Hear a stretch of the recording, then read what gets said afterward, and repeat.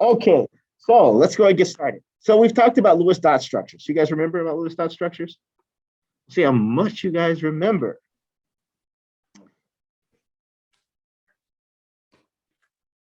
Let's say I have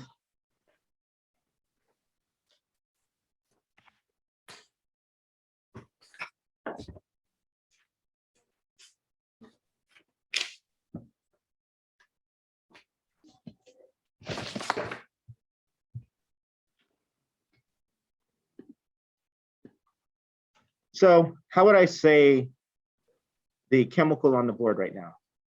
NCl3. What would be the chemical name for that?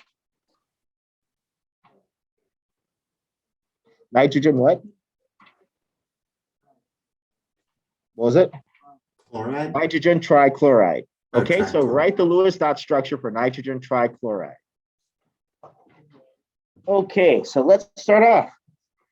How many valence electrons does nitrogen have? Okay. 5. 5. Okay, let's see.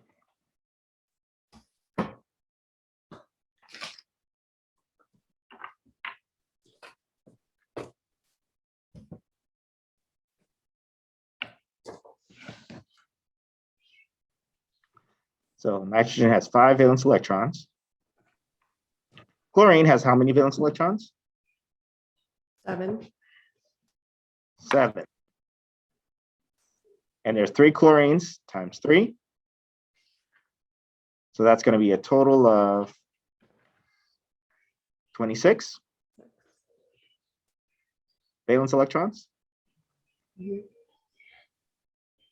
Okay, so we have 26 valence electrons. So who's going to be in the center? Okay, nitrogen. And it has 5.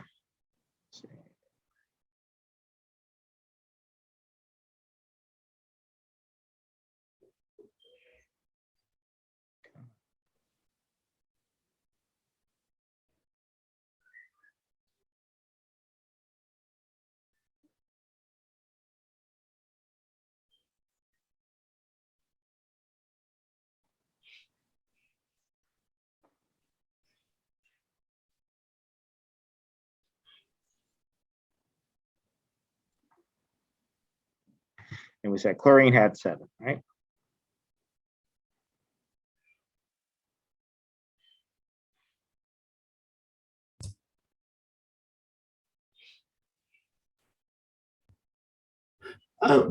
Dr. Henry, I'm trying to figure out the valence electrons for nitrogen, and perhaps it looks like I'm reading the table incorrectly, but I'm getting 4 valence electrons for nitrogen.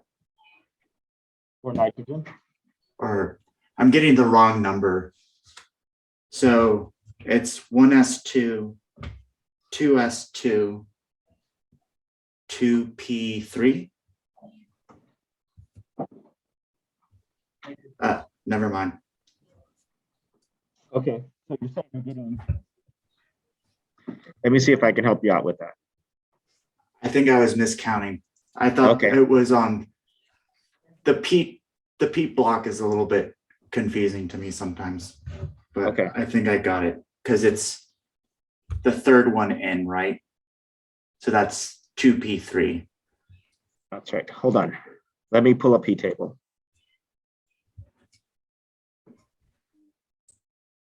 Okay, can you guys see the periodic table? Yes. Okay, so when we're counting valence electrons, we're going to be counting the s and the p orbitals, right? So we know that this is the s orbital, and this is going to be our p orbital. Okay, so if we're looking at nitrogen, we just count over 1, 2, 3, 4, 5. So that tells us how many valence electrons that we have. So it's looking at that outer shell.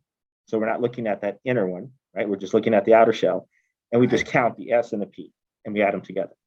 So there's 2 in the S and 3 in the P, so that's a total of 5 for nitrogen. For chlorine, does that make sense? Yeah. So You're just counting the last quantum number, right? Exactly. You're counting the last, because it's the outer shell. So it would be the last period that you're in. Okay. And it's just the S and the P when we're talking about valence electrons. Now, transitional metals also have a d orbital. That's going to be a little bit different, and they're not going to obey the octet rule. Okay. Right. There's like a sharing issue. Yeah. Okay. So chlorine, we'd count 1, 2, 3, 4, 5, 6, 7. So chlorine has 7 valence electrons. You guys see that? Mm-hmm.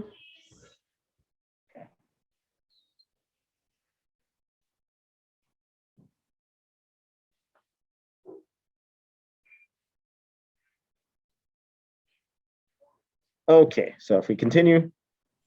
Let's see.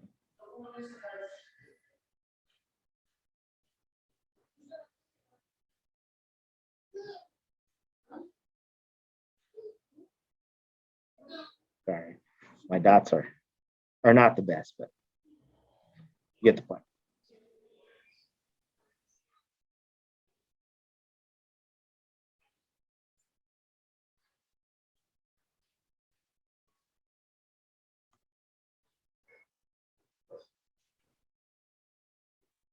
Okay, so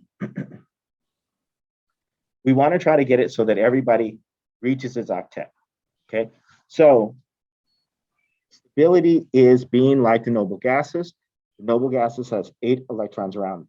So your goal is to try to get it so that every element has 8 electrons around it when they're sharing electrons. So you want to rearrange this so that it reaches its octet.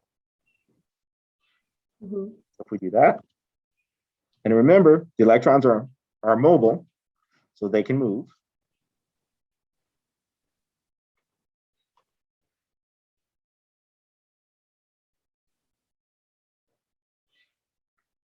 So we'll have a bond here, a bond here, and a bond here. Okay, so let's count the electrons around nitrogen. The line represents the sharing of electrons, right? So that's 2 electrons that are being shared. So that's 2, that's 4, that's 6, that's 8 around nitrogen. That's 2, that's 4, that's 6, that's 8 around chlorine. Here, that's 2, that's 4, that's 6, that's 8 around this chlorine. There's 2, 4, 6, 8 around this chlorine. Pretty simple. Okay.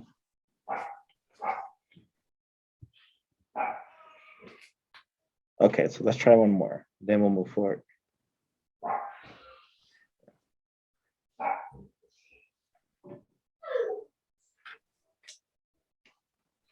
Okay, let's say we had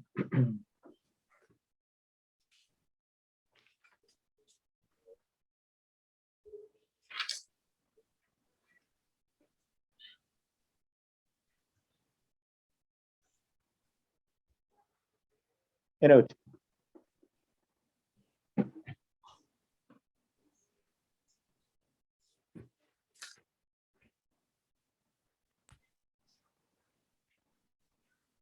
Justin. Can that be nitrogen peroxide or dioxide? Or both named? The name of it would be nitrogen dioxide. Okay. It couldn't be peroxide. No, peroxide would assume that it has a charge and it would be an ionic compound, and it's not an ionic compound in this case. Okay.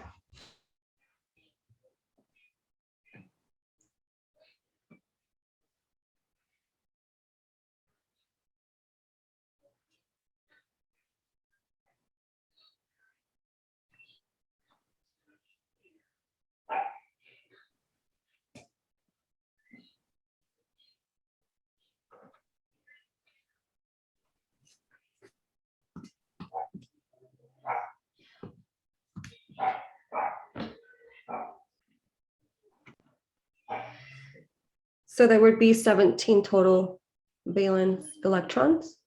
That is true. There'll be 17 total valence electrons. So what does that tell me immediately? That it's an It's- odd number. It's an It's odd polar? number. What was that? It's not It's polar? Well, no, it tells us that it's an odd number. It doesn't necessarily mean that it's polar, right? Okay. So because it's an odd number, it does not follow the octet rule. That's right. Because it's an odd number, it does not follow the octet rule. Because the total number, so we have 5 valence electrons for nitrogen, and we have 6 for each of the hydrogens. So 6 times 2, that's 12. So we add it together. So that's 17 valence electrons. Odd number. So we know that we're never going to reach the octet. So that means that somebody isn't going to be able to reach the octet rule. Who do you think is not going to reach the octet rule? You said So nitrogen. Why? It's not as electronegative? Is that Okay. That is correct. It's not as electronegative, right? That's what you're trying to say, right? So it's not as electronegative as oxygen. And so that means that it doesn't have as strong as pull as oxygen. So that means that nitrogen is going to get as close to its octet as possible. So if the octet is 8, it's going to get up to 7, right? So let's go ahead and draw that structure.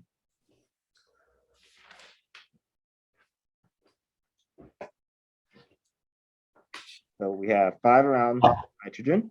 We'll put that 1 up here.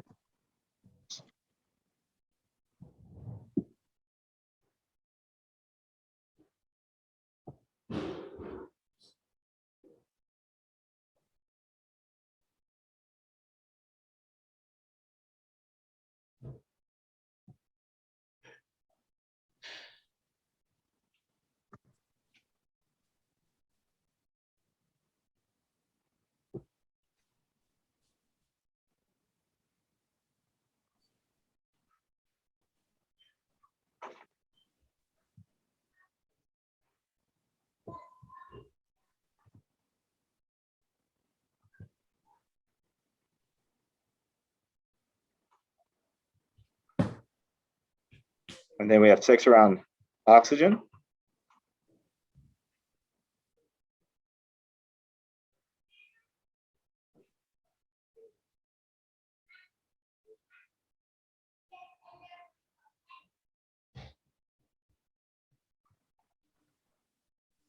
Okay, so we want to try to arrange this so that oxygen reaches octet and nitrogen gets as close as it can. So then how can I do that?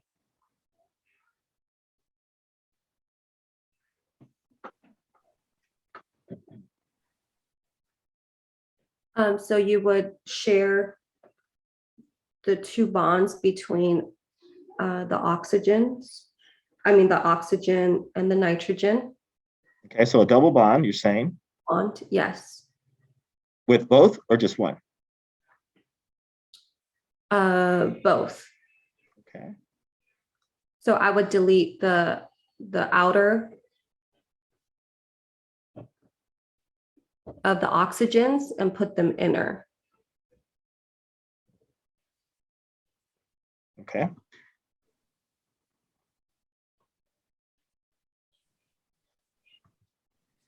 Okay, so if I did that, Mhm. how many would I have around nitrogen? I would have 9, Yeah. right? Mhm. So that will be beyond the octet. We can't do that, right? For nitrogen, we can't go above 8. That's it. So how can I fix that? Any suggestions?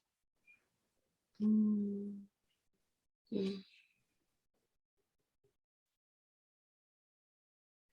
What was that? Oh, you can't. That's not. You can't do that. Take off one of the bonds, right? And then put it back on the outside. So if I take this one off, yeah. And then long as I have a total of 17 electrons. So just have a single bond between nitrogen and oxygen. That's right. So that's 1, 2, 3, 4, 5, 6, 7, 8, 9, 10, 11, 12, 13, 14, 15, 16, 17. 17 electrons, right? So this guy has 8 around it. Am I blocking you? This guy has 8 around them. Nitrogen has 7. That's 2, 4, 6, 7.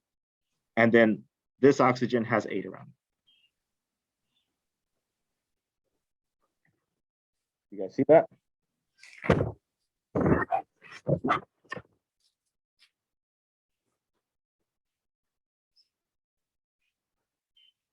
Save it.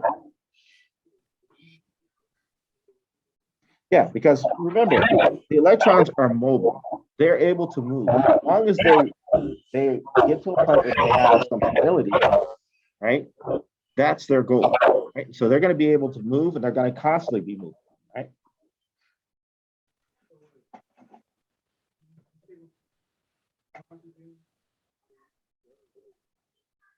No, so I took the electrons from the outer part of the oxygen, and so that's being shared here. So we had a set that was here, we had a set that was here from nitrogen, right? So that gives me my double bond there. And then here, there was a set that was here. At first, I took these electrons out here, and I just put them in here. And so I just erased that bond and put it back out here. So then that allows me to reach an octet for each one of these. And then this guy gets close to its octet, but not over. Okay, and it's really important that you guys understand that nitrogen is in the second row, so it can't go beyond 8. It's very, very strict about that. Where the ones that are in the third row, they can. They don't want to if they don't have to. They won't do it unless they absolutely must have to. That's right, because they can use the d orbital to stick things in. Okay. So you can have like on one side have a double bond, and on one side have a single bond. Yes. It doesn't have to be the same. No, they don't have to be the same on both sides. Okay.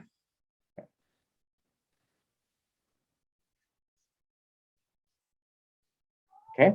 Any other questions? Okay, good.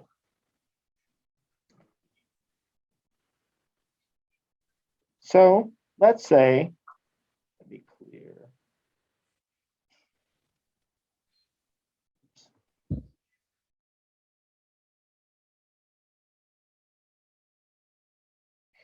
Let's say we had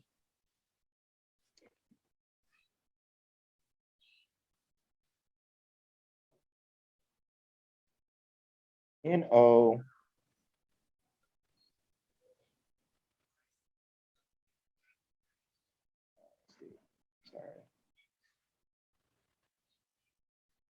NO2 minus. NO2 minus.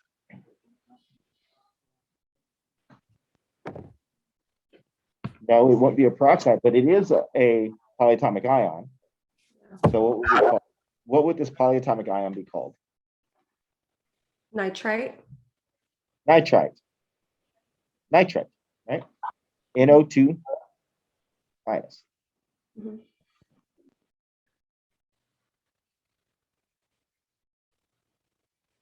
So peroxide is only, it's NO2 minus when it's by itself, right? Or when it's with, let's say, hydrogen, because we know that hydrogen is, sorry.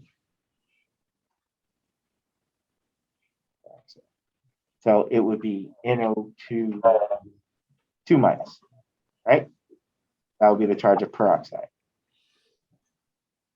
And then if it's with a, like say, sodium, or then we would call that guy peroxide. But since it's with nitrogen, it's nitrite.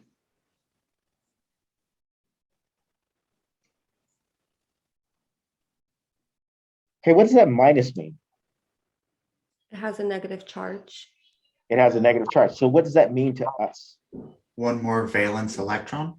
We have one extra electron. So we need to add an extra, one more electron to that. Okay. So how many valence electrons does nitrogen have? Well, Nitrogen has 5. Right? Yeah.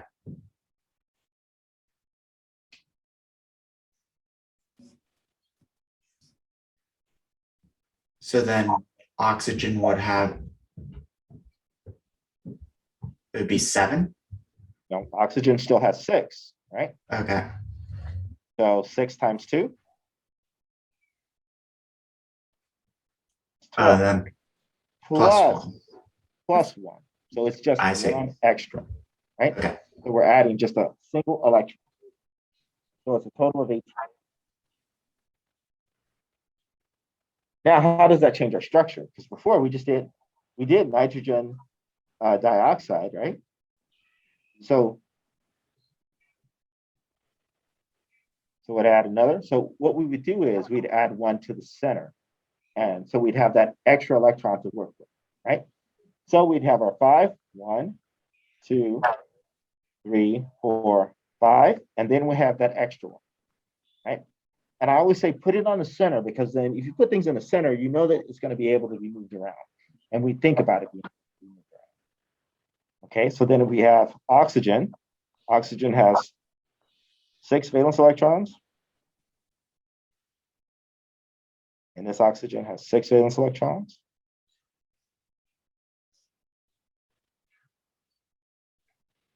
Okay, so how would I set it up so that everybody has 8 around them?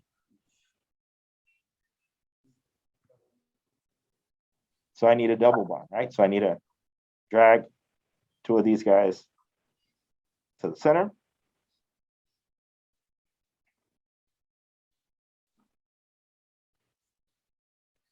So I get this.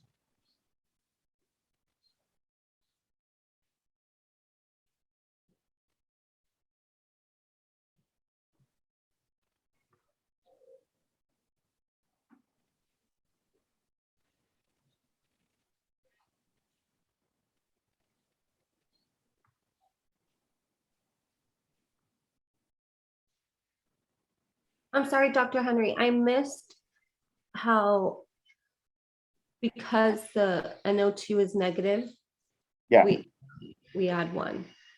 Yes. So we add 1 because here, the negative charge, negative charge means that we're adding an additional electron. So that's what the negative charge means. There's 1 extra electron, right? So that's what we're saying here. So now we have 18 electrons to work with rather than 17. So what if there's a positive charge? Then that means we remove an electron. I'll give you an example of that here in a minute.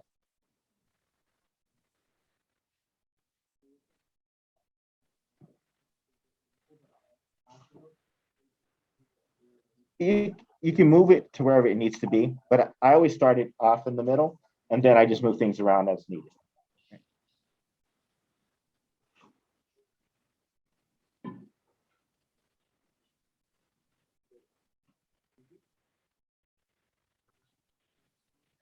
Yeah, this one here.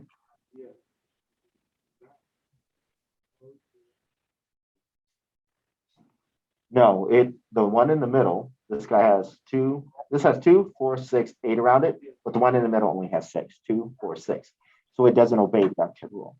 So we have to move these 2 on the inside to allow that to happen, right? So if we count now, let me get my laser pen here. We count now, so now we have 2, 4, 6, 8 around that oxygen. And then that's 2, 4, 6, 8 around that nitrogen. And that's 2, 4, 6, 8 around that oxygen. So everybody has 8 around them. Okay. So if we count total, 2, 4, 6, 8, 10, 12, 14, 16, 18. So that matches up with what we have to work with. So there's a really, typically what students typically do is they will actually add extra electrons to make it work.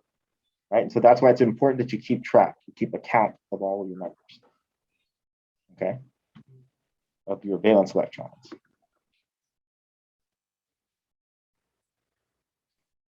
Okay. You have a look. So in this case, we were able to have the nitrogen. Can you repeat that, please? So in this case, because we had that +1, Yeah, and we had 18 valence electrons, we were able to get nitrogen to octet state. that's right. Yep. Because we have it's an even number, not an odd number like we had earlier. Yep. Okay. Questions? So there's one other thing that you need to add, right? When you're working with polyatomic ions, and that's a bracket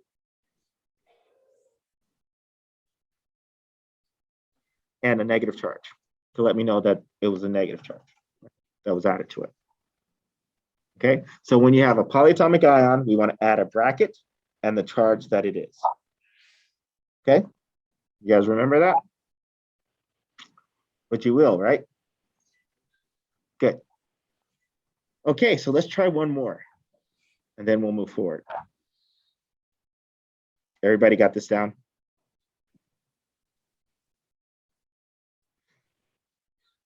Okay, let's say we had the ammonium ion.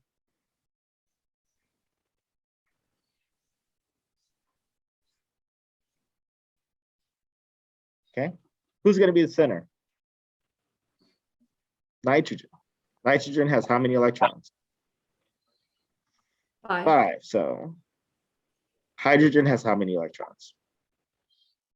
1 valence electron. So 4 times 1. And then this here tells me I need to do what? I need to remove 1 because it's positive. So I'm taking away an electron. So then that'll give me a total of 8.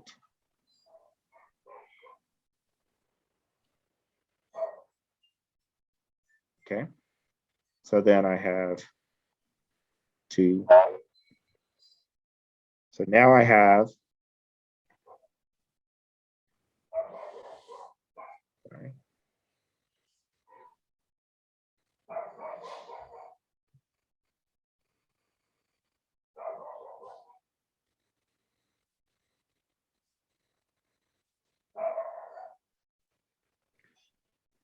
I have 4 around nitrogen. It normally would have 5, but I took away that 1.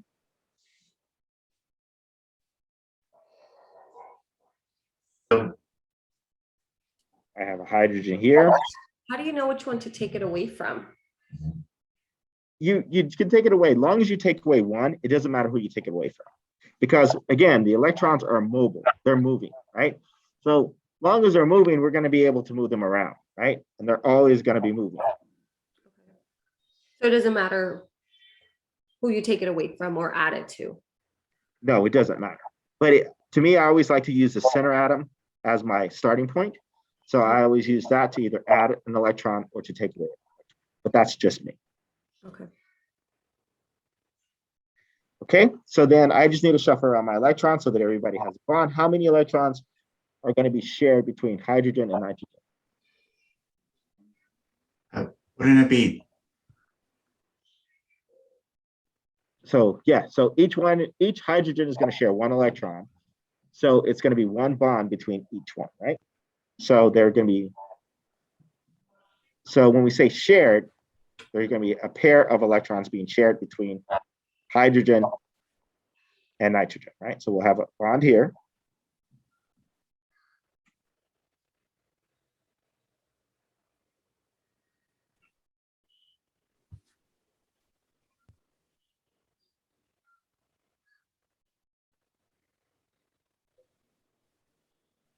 Bond here, and a bond here.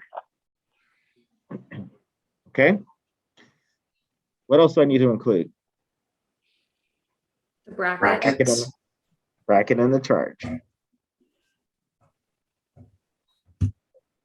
Okay. Got it?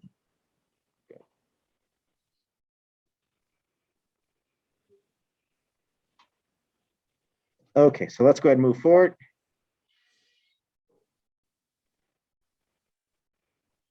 Okay, Okay, this is just basically giving us the procedures, how we'd go about it, right?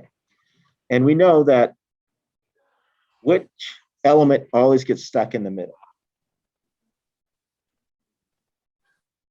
The one that has the weakest electronegativity. Or if there's hydrogens, we know that hydrogens will never be in there, right? Okay. Okay, so draw the Lewis structure for ammonia. You're like, God, you're going to make me draw ammonia after the ones that we just did?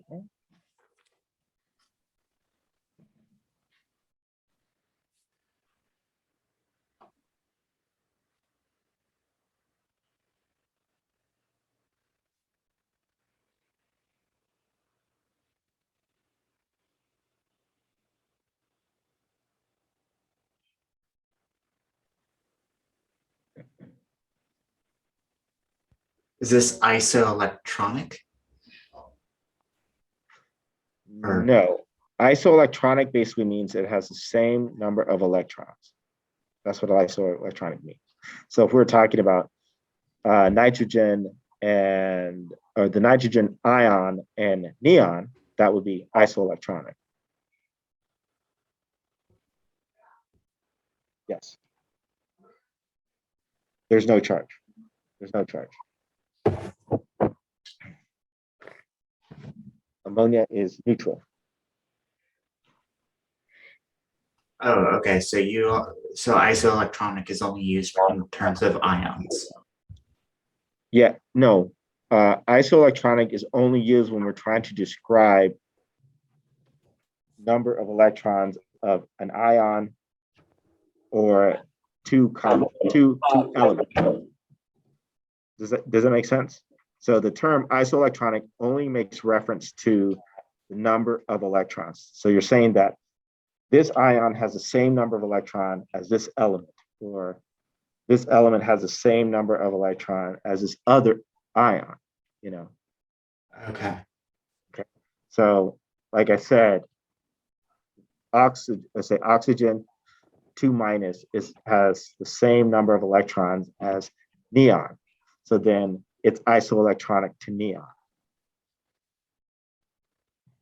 So iso meaning the same, electronic meaning electrons.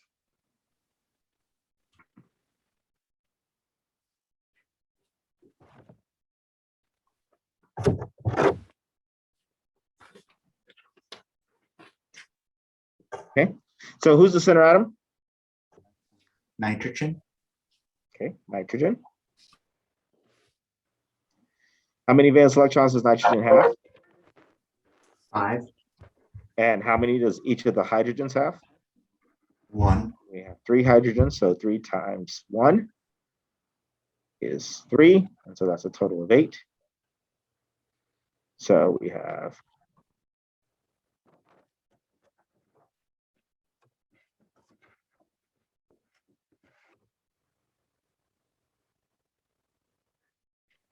okay. Questions? Concerns? Cash? Oh, yeah, cash. Excellent. It's right here, you know.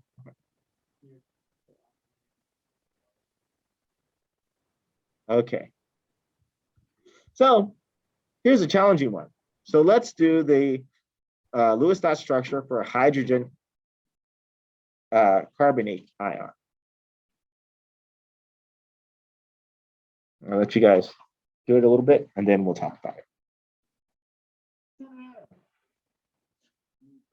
Carbon, why?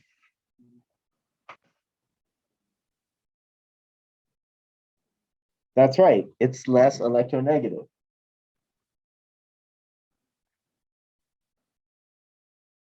So how many valence electrons does carbon have? Valence electrons. 4. It has 4 valence electrons. But you're right, it does have 6 electrons. 4 valence electrons. Okay, so that's 1, 2, 3, 4. Okay, we have hydrogen. Hydrogen has how many valence electrons? And oxygen has how many valence electrons? 3 times 6 So that's okay. And this tells me I need to do what? Add one more. So we have a total of 18 plus 4 plus 2, so that's 24. So I have 24 electrons to work with. Okay, so let's go ahead and put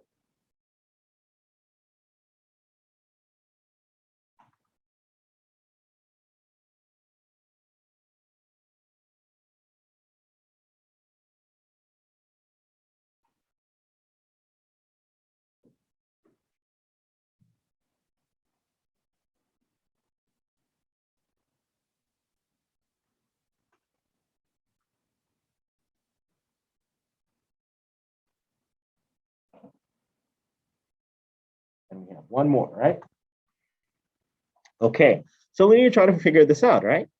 If we move it around and we move it around and we move it around, were you guys able to sit there and find a way that it reaches this octet? No. Okay, that's because this here is a polyatomic ion with an extra hydrogen added onto it, which is kind of like an acid, right? Because we know that acids are going to be defined by the H that's added on, the H plus that's added on. So in that case, this hydrogen typically associates with the oxygen, okay? And the way that we would know that is because we know that it is a polyatomic ion that has that hydrogen available so that it can interact with that oxygen. So in this case, we're just gonna move this hydrogen.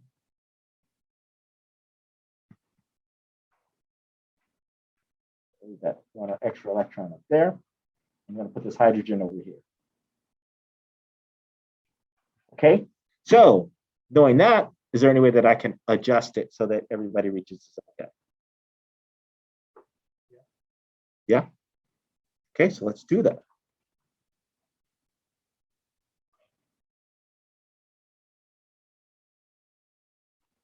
Okay, so let's start by first, let's move this electron to the center. We'll take this electron, move it down here,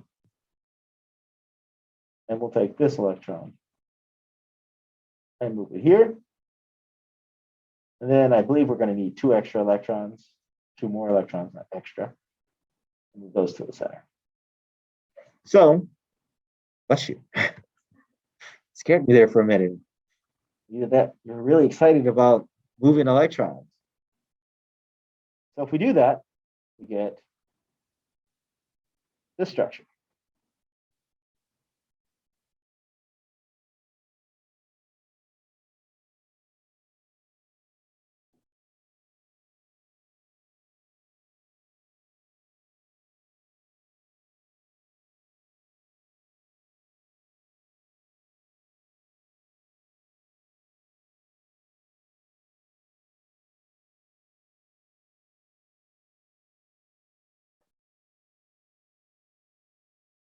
Okay, so let's count the electrons that we have total.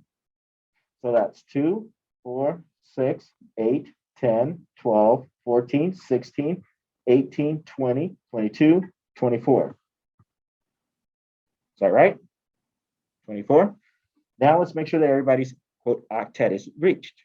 We know we can only have 2 around hydrogen, so that's 2 around hydrogen. It's happy. How many do you have around this oxygen? 8. That's 2, 4, 6, 8. What about this oxygen? 2, 4, 6, 8. What about this oxygen? 8. 2, 4, 6, 8. And what about the carbon in the center? 8. 2, 4, 6, 8. Okay, everybody happy? You guys see that? Is there anything that we're missing? The brackets. The brackets. That's right. And the charge.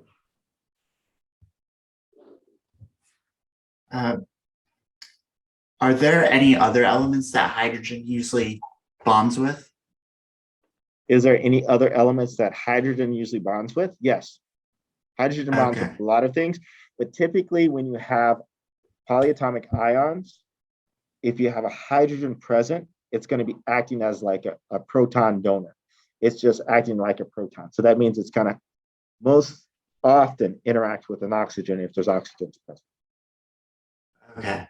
Okay. I was just wondering if like if there was an example of another like Yes. compound without oxygen, but you put the hydrogen on the side. Let me think. I'll try to pull up something, but there probably is. But most cases, it's with an oxygen. Like so, With for instance, oxygen. homework, I believe I give you guys HNO3.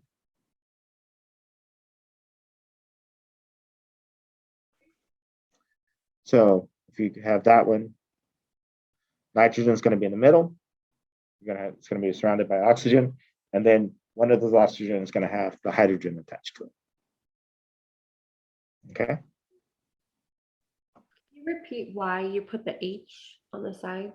Because it acts like a polyatomic ion, but the H is acting like a proton donor. So basically, it's just a proton that's going to be attached to the hydrogen. So that hydrogen gets that electron that it would normally have on it. I'm sorry, the oxygen gets the electron that it normally has on it. So oxygen is able to reach its octet. Okay, thank you. Okay. So if you guys can go ahead and do this one real quick, then we can move forward.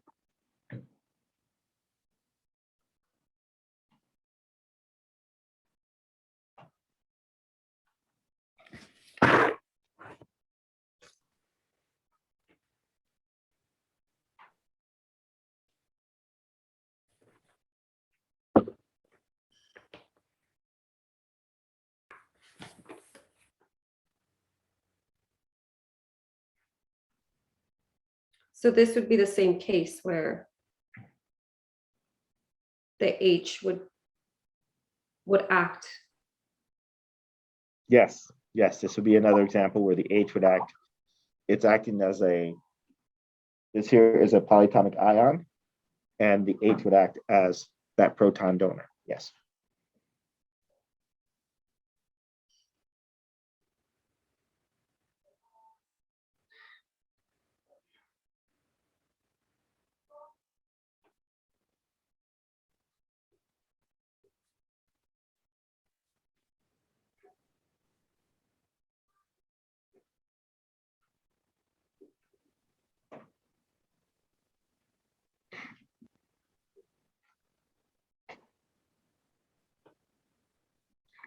Okay, center atom.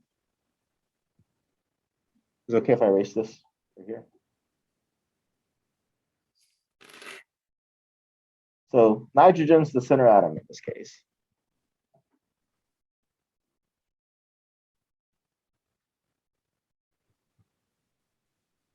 How many valence electrons does nitrogen have? 5. 1, 2, 3, 4, and 5. Okay, oxygen,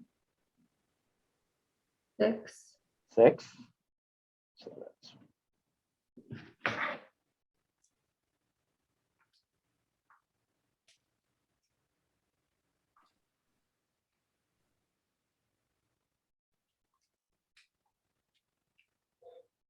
and hydrogen.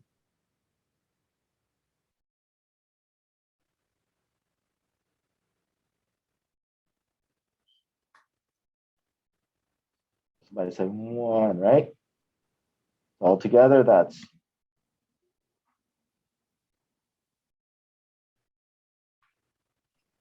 okay.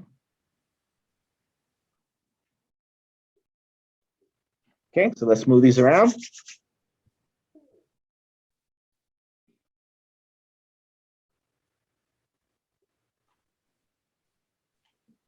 Okay, so that everybody can reach its octet.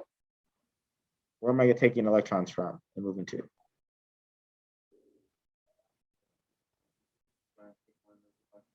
Just one?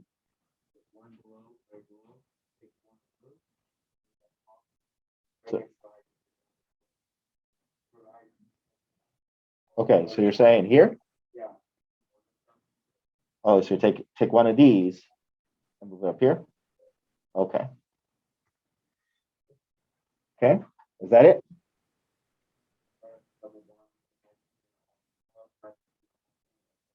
Okay, so you're saying I have to take 2 and move to the center? Okay. So then draw a structure now. It's O.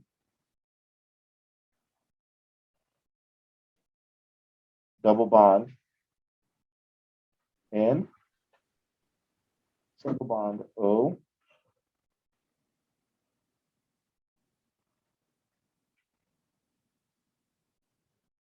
Single bond O. And single bond H.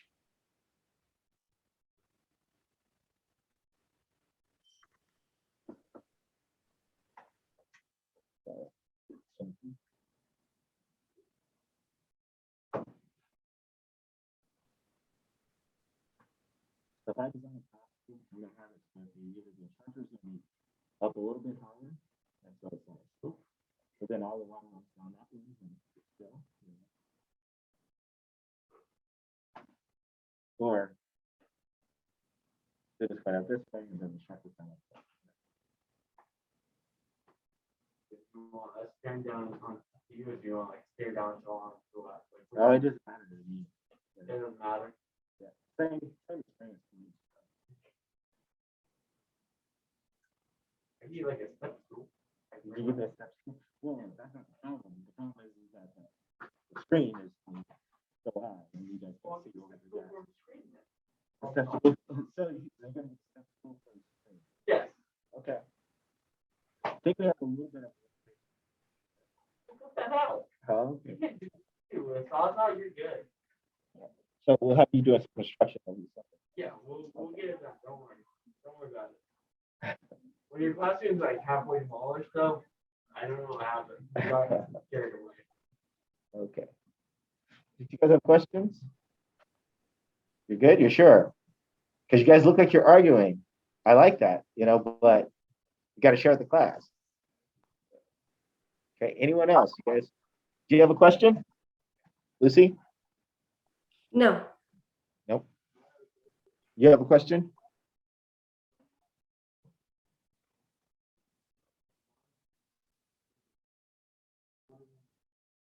Mm-hmm. Because we can only have a single bond with the hydrogen. Oh, here? Because there's one electron here. This one is actually from the end, right? So then we just added that one electron, so it would form a bond. Yeah. Does that make sense? Okay. Kind of clear.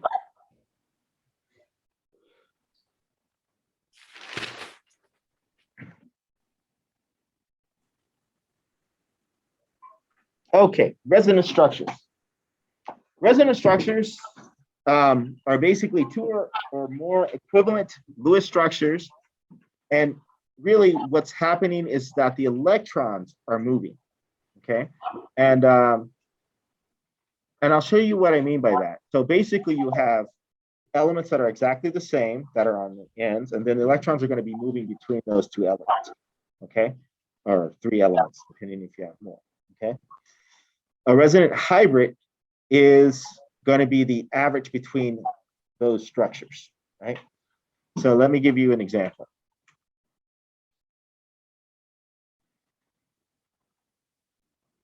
This are resonant structures, right? So if we look here, we'll say that this is the first oxygen, this is the second oxygen, this is the third oxygen. So the double bond is on the second oxygen. Here, it's on the third oxygen. Here, it's on the first oxygen. So these would be resonant structures of each other. And literally all it is that the electrons forming those double bonds, right, between these structures. Now, the thing is that if we think about an element is going to have the ability of having those 3 possibilities at any given point. And so what we do, we develop what we call a hybrid structure. A hybrid structure would be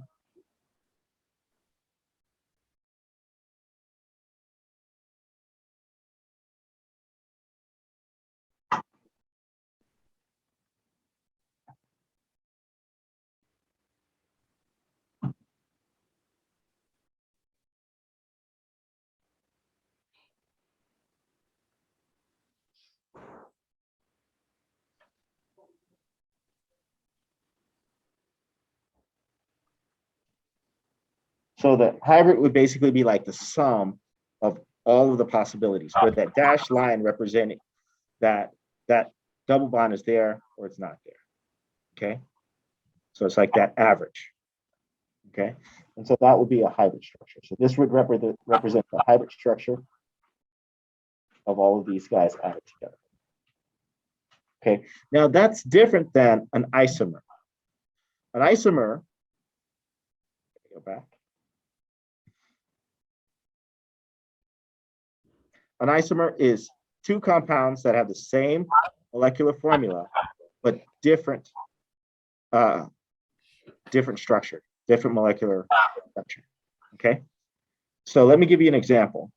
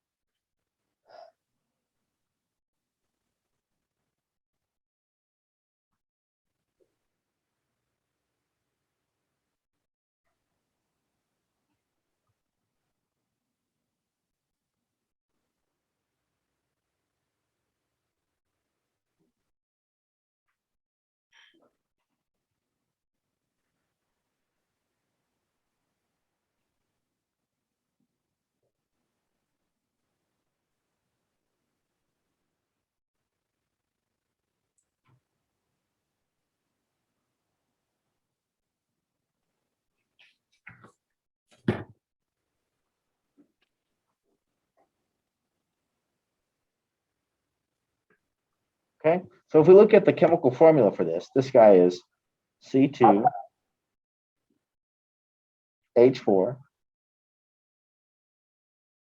If we look at the chemical formula for this guy, it's C2H4O2.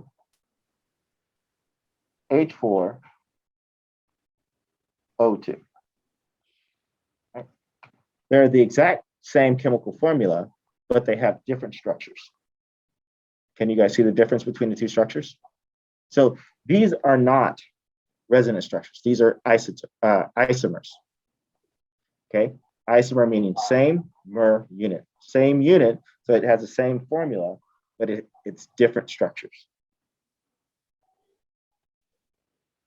Well, even if we flipped it, right?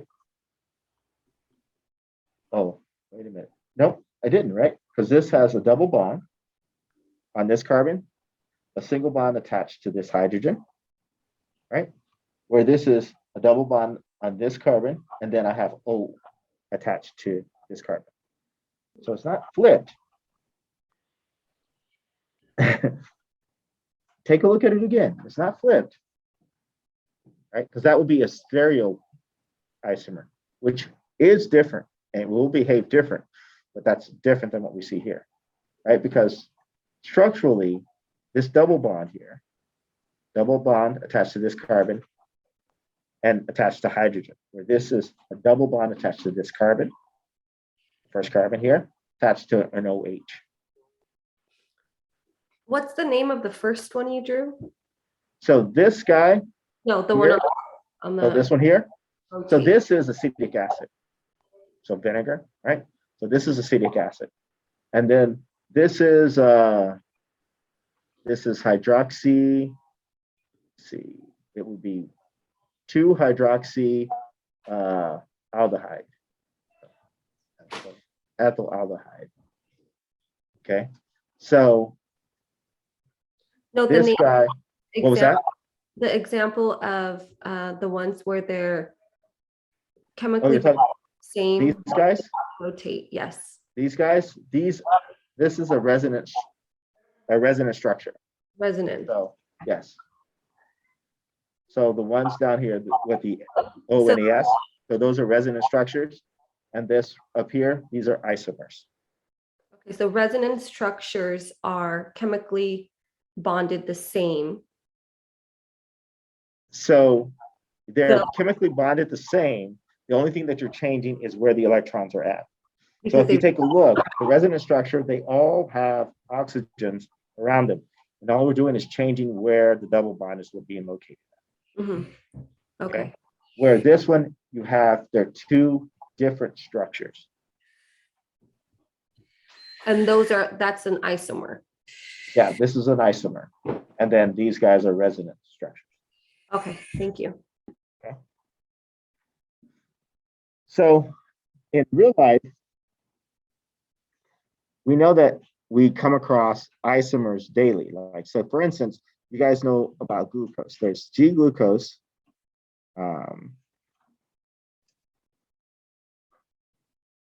G-glucose.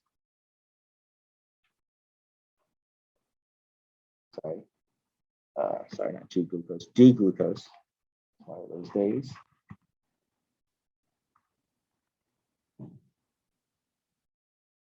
And L-glucose.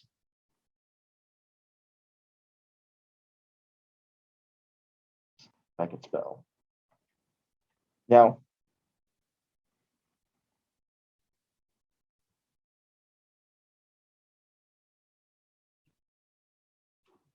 okay, the difference between G-glucose and L-glucose, they're both having the exact same chemical structure, but they're mirror images of each other, right? So it's kind of like my hand coming face to face, right?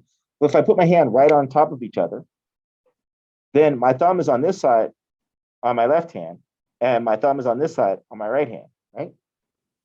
It's not exactly the same. So these behave differently. So in the case of this glucose, this is exactly what happens, is that you'll have one of the structures over here, one of the structures over here. The difference between them allows you to either be able to digest glucose or not digest glucose.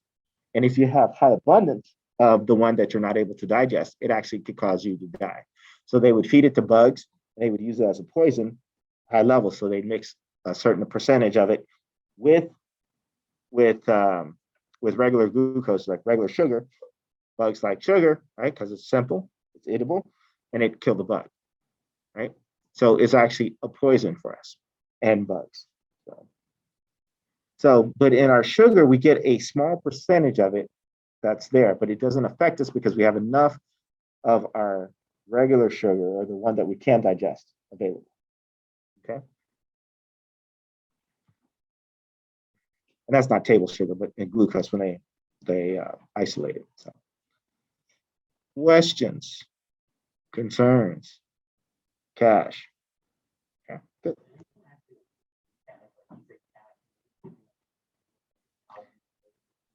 No, that hasn't happened yet. That doesn't happen yet. And if it did, I would never say anything. So, yeah. Okay, so now we're going to talk about electron pair geometry. We've kind of talked about it in our class. I know we're going to be talking about it this week. Okay, so electron pair geometry is it is looking at the pairs of electrons in addition to the atoms that are surrounding the center atom that we're looking at. And by looking at that, the electron pairs, as well as the atoms that are attaching, we can sit there and figure out what the geometry of that atom is going to be. Now, this is all based upon the valence shell electron pair repulsion theory, VSEPR. VSEPR basically says that electron pairs repel each other. And because they repel each other, they're going to try to be as far away from each other as possible. So like, if you guys think about guys in a movie theater, right? Guys in the movie theater, typically they try to take up, in the old days, they try to take up as much room from each other as possible. So they'll take up a whole row. There'll be 4 guys in there taking up a whole row. They want to be close enough that they're interacting, but far enough that they can actually stretch out their arms and, do what they need to do, and, and hope and pray that some row comes. But they try to get as far away from as possible. So that's exactly what the center atom is going to do with the electrons that are going to be attached, right? You're going to try to be as far away from each other as possible, okay? So your eyes getting heavy? So when we think about that repulsion, if we have 4 attachments, we have the possibility of being as far as we can be, which is going to be about an angle of 109.5. Now, this angle is going to be represented by the distance, or the angle between the 2 atoms that are there. And I'll show you what I mean in a second. And ultimately, because the way our system is set up, it's kind of based upon carbon. Carbon is kind of like the center of life for us, right? Carbon is able to have 4 attachments. That means we can have 4 things that are attached to that center atom. So at most, carbon is going to have 4 bonds, okay? And so it's going to form what we call a tetrahedron, 4-sided type of structure. Okay, now what do I mean by that? Okay, so if I have 2 attachments, the angle between those 2 attachments, if they're going to be as far away as possible as they can be, it's going to be 180. Okay, and this structure is going to be linear.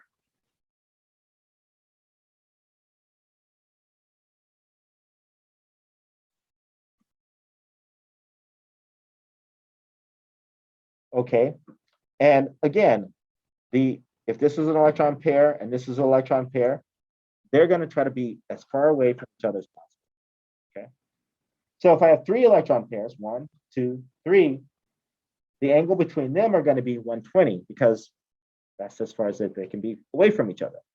So in that case, this guy is going to be trigonal planar.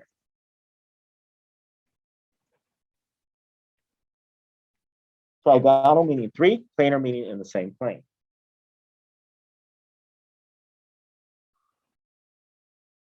Okay, so if I have this structure where I have 4 electron pairs, 1, 2, 3, 4, this guy is going to be tetrahedral.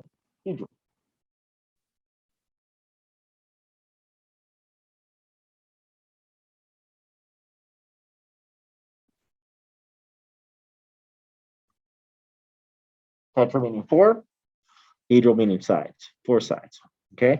And the angle between them is going to be 109.5. So that's going to be the furthest that we can be away from each other, okay? Questions? So that's the furthest you could be if you with 4. That's right. Okay. Okay, good. Okay, so now electron pair geometry is going to be a little bit different than our molecular geometry. And we're going to talk about that here in a second, but let's kind of take another look at it from a different perspective. So if we have elements that are attached to the center element, and this represents a center element right here. Okay, so in this case, this guy would be linear. The angle between them would be what? 80. 180. Okay. So this here is kind of representing that electron density between the 2 atoms. You'd have 2 atoms that are there. The electrons will be circulating, both be interacting with that center atom and then also circulating itself. Okay. This could also be just 2 things, 2 bonds between, say, 2 atoms themselves, right? Where you don't have a center atom. Okay, we have 3 electron densities, 1, 2, 3. So in this case, again, the center atom, we have 3 attachments to it. So then its structure is going to be trigonal planar. and the angle is going to be 120, right? And then if we have four things attached, this is what it's going to be. Tetrahedral, and the angle is going to be 109.5. Okay. So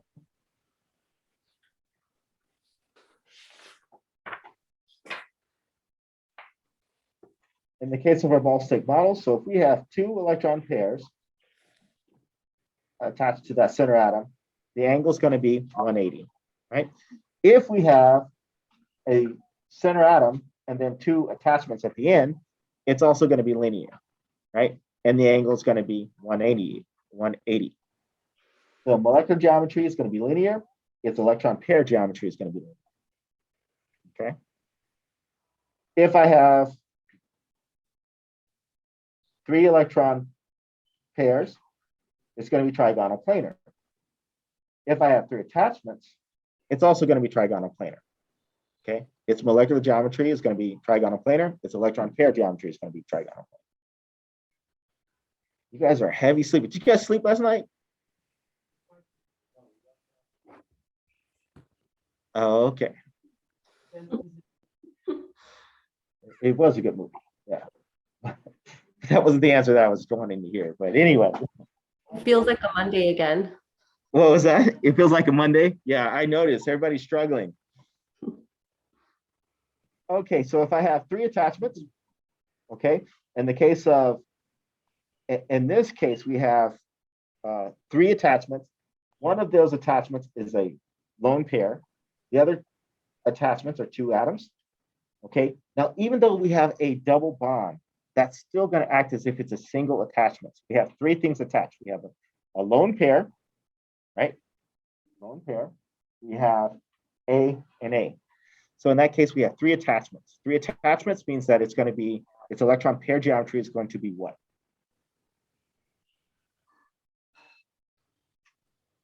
What was it? Bent? Trigonal what? Trigonal planar, right? So its electron pair geometry is going to be trigonal planar because there's three things that are attached to it, right? But its molecular geometry is going to be bent or angular because those lone pairs aren't going to be visible to us and they're just going to be pushing the other two sides down. So we see this, right? So it's going to be bent or angular. Are you with me? No? No. Yes, I'm with you. You're not? Okay. I remember something about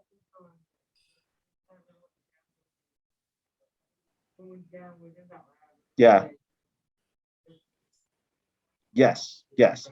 Because here we have the lone pair, we have A and A that's attached to B. So B is here, lone pair up top. And then we have A coming down, and then my arm represents the other A. So it's like that. So what we see is, we only see this. We see the bent structure, right? My two arms coming down, right? We don't see the lone pair, right? But really, what's there is a lone pair, right? Okay? So we got that lone pair that's sitting there. So you guys can see me flip off somebody. So, yeah. Okay? Do you kind of understand that? And the lone pair is so close that we don't recognize it as being there, but it has an effect on that angle. Okay. Yeah, that was my question. How is it too small for it to be seen? But you're saying it's too attached. It's too attached because remember, it's attached to that center element. So it's attached to my fist, right? And it's close to my fist so that we don't really recognize it being independent, you know? Okay. Okay. Does that help a little bit? Mm-hmm. Need to process it a little bit. We'll Would go it through some more here. still have Okay. the same angle, 120? So no, the angle is going to be also adjusted, right? Because you only have one lone pair sitting up there, it's going to push it, but it's going to push it.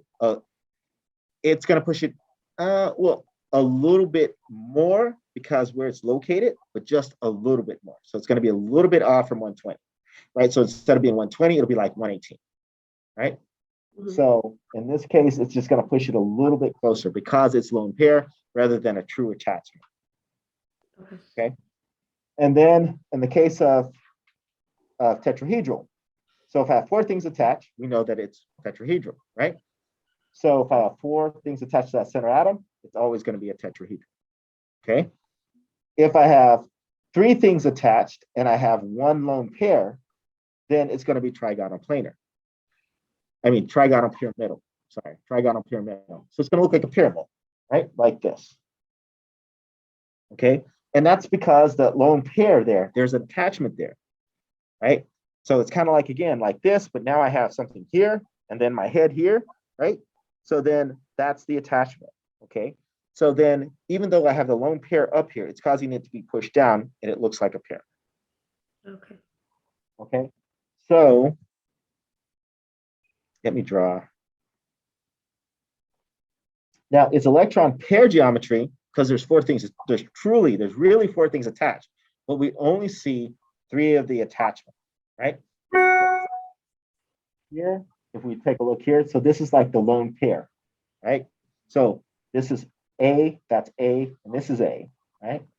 So these are the lone pair electrons. So then this is what we see, right? So that's this is tetrahedral, but this is why it's called trigonal pyramidal. That's the molecular geometry. That's what we're visualizing. Yeah. Does that make sense a little bit more? Yeah. Okay. So in the case of water, we have 2 lone pair. We have 2 hydrogens, right? So this is a lone pair and that's a lone pair. So then if we look at it, it just looks like it's bent because we don't see the 2 lone pair that are hanging out there. We just see the 2 H's, okay? So again, lone pair. So this guy looks bent, okay? This is what it's going to look like. So that's the molecular geometry, is bent or angular. Okay. Pretty good. You guys need more sleep.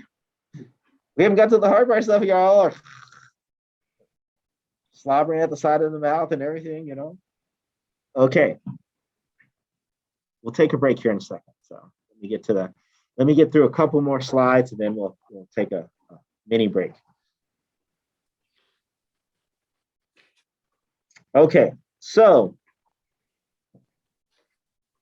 in all of these cases, in the case of methane, in the case of ammonia, in the case of water, all of these guys, its electron pair geometry is tetrahedral, meaning it has 4 attachments, including the lone pairs, right? So when we take a look at the electron pair geometry, we're taking into account the lone pairs as well as the attachment it has. But when we take into account its molecular geometry, this guy is tetrahedral, it has 4 attachments. This guy is trigonal planars, it has 3 attachments, and then that lone pair is kind of pushing it down, right, to make it look like a pyramid. And then this guy is going to be bent because the 2 lone pairs are pushing the other 2 down. And the angles here, as much as we want to think this is going to be 109, it's actually going to be less than 109 because those lone pairs have a higher push than the atom does. Okay, and you're going to ask me why, right? Good question. Because the lone pairs are really tight on the oxygen. Because they're really tight on the oxygen, they're going to be able to affect this bond more than if we had full bonds in the case of the hydrogens attached here. So it allows it to sit there and spread out a little bit. Okay. But the angle is going to be minimal change. It's going to be very little, but it's still going to be a change. That's noticeable. Okay. So drawing wedge and dash, I'm going to kind of move a little bit forward to this, but I'm going to show you what a wedge and dash is.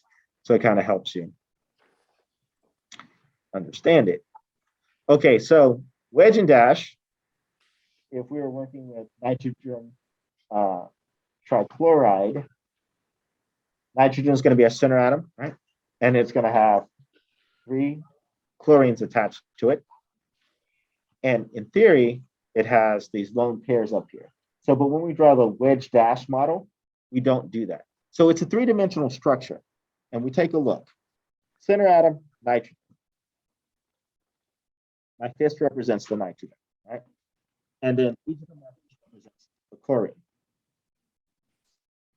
So if we take a look at this picture here, this wedge, this is called the wedge. The wedge is coming out towards you, right? So this would be this one right here. Okay. The dash is going towards the back. So this one's coming towards you. This one is going towards the back. And then this one would be in the same plane, exact same plane. Okay. So that's why it's just drawn as a single line. Coming towards you, in the back, and in the same plane.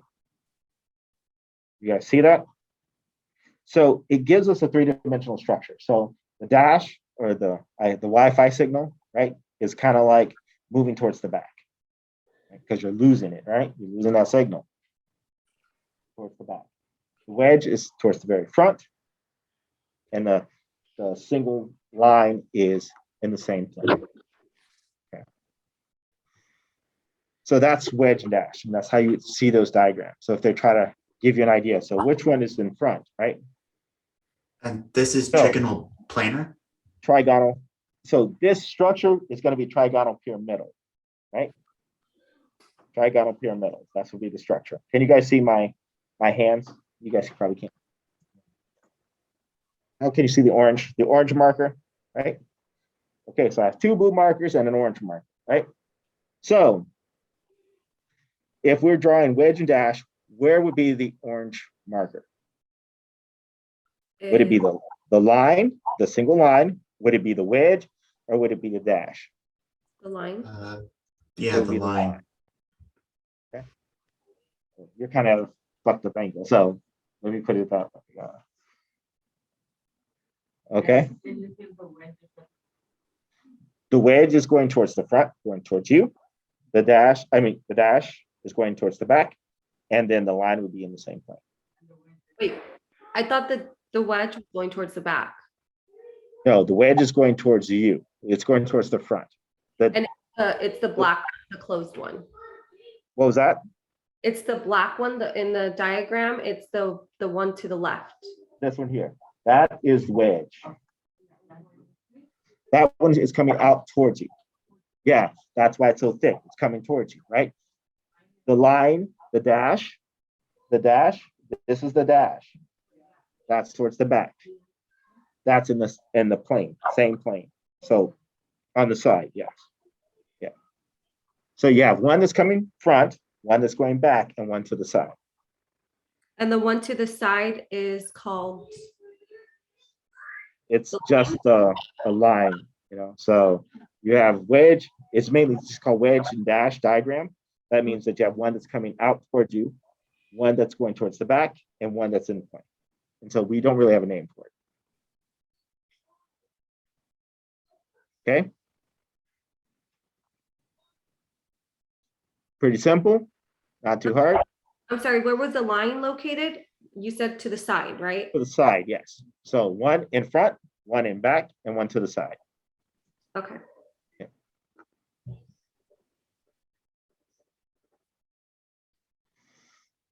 Okay, so as I was saying, if we have double bonds, triple bonds, or single bonds, the VSEPR, the molecular geometry, isn't going to be affected.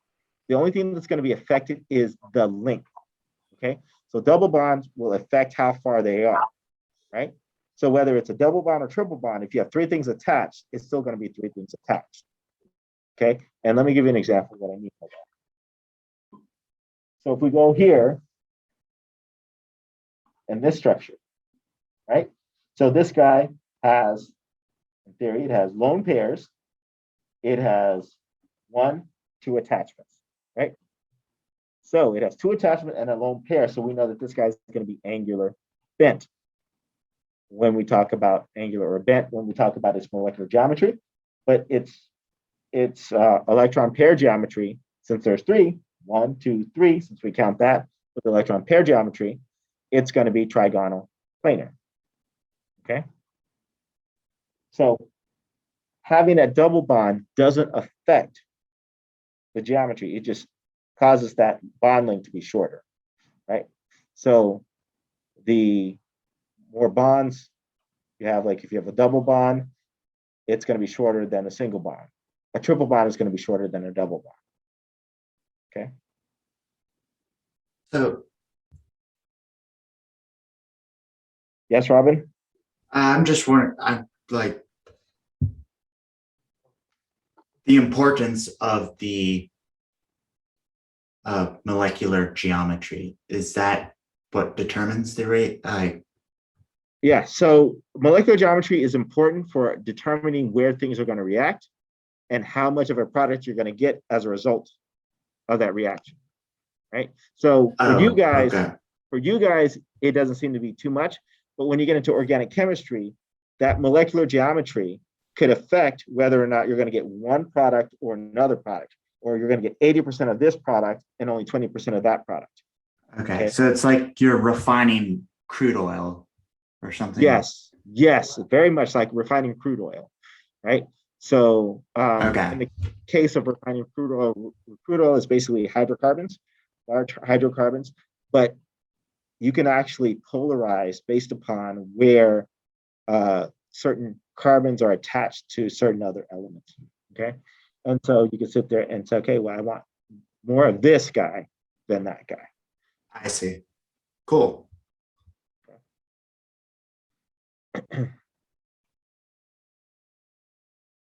Okay, so let's see. Okay, so if we determine the molecular geometry of tetrafluorothiolene. Okay, tetrafluorothiolene is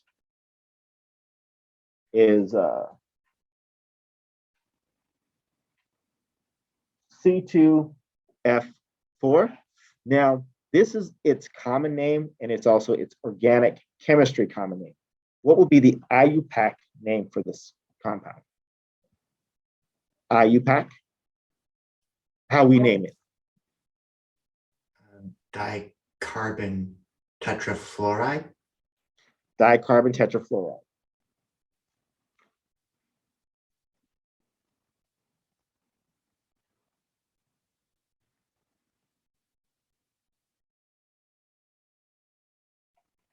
Okay. Okay, so now draw the Lewis structure of it and then determine its molecular geometry.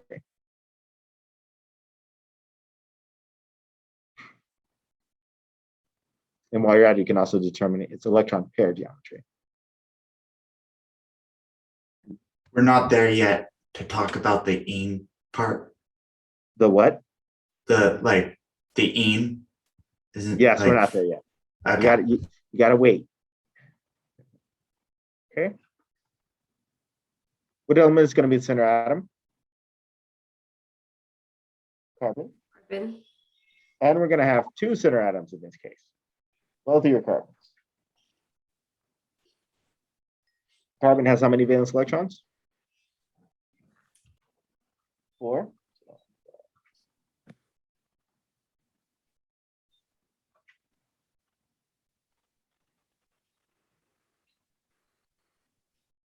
Fluorine has how many valence electrons?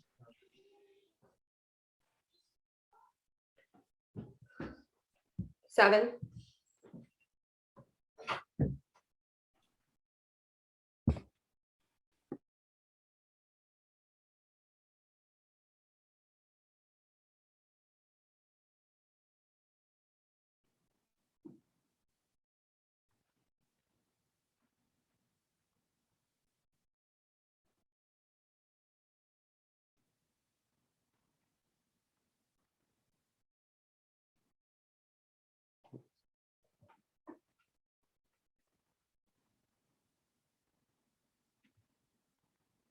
Okay, so if everybody wants to reach this octet,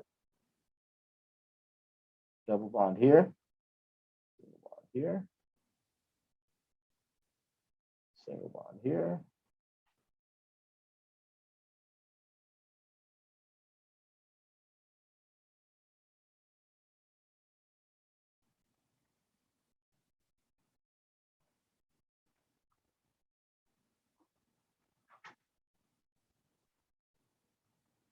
So we're going to have a total of the 36 valence electron.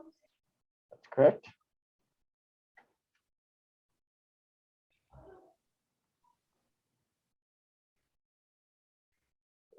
8 plus 4 times 7, which is 28. So it's 36. So that's 2, 4, 6, 8 around this fluorine. 2, 4, 6, 8 around this fluorine. 2, 4, 6, 8 around this fluorine. 2, 4, 6, 8 around this fluorine. And 2, 4, 6, 8 around this carbon. 2, 4, 6, 8 around this carbon. Okay, so everybody's happy? So what is its molecular geometry? So you take it, look at each center atom. So you take a look at this carbon.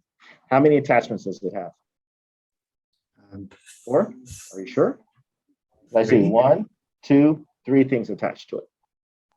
Okay, so it has 3 things attached. So if it's 3 things attached, what would be its molecular geometry? Trigonal planar. That is correct. Trigonal planar. So this guy's going to be trigonal planar.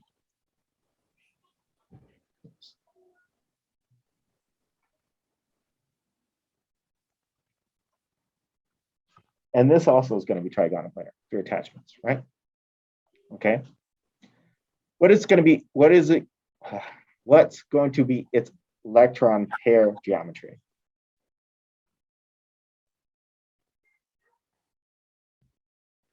How many attachments does it have? It has 3 attachments. So trigonal planar, right? It's going to be exactly the same thing, right? So its electron pair geometry and its molecular geometry are exactly the same because there are no lone pairs on here. Okay. So if they're lone pairs, then you're going to have a difference between its molecular geometry and its electron pair geometry. Okay. You have that look. So here we're looking at Kind of process it. Okay. What was that? So in order to determine what the electron pair and the molecular geometry, we look at The numbers. each element in the middle separately. That's right. You look at each center element separately. That's correct. Not as a whole, like not CC. It would be C and C. That's right. That is correct. So you have to look at each center atom separately, right? So you'd look at this carbon separately, then this carbon. Okay, yeah, because I was at first I looked at like CC as a whole, and then I counted the 4. But that's incorrect. It would be like Yeah. this, and then okay. Yeah, because each center atom is going to have a different. They can have a different. They can have a different electron pair geometry and a different molecular geometry. Yes. Okay. Yes.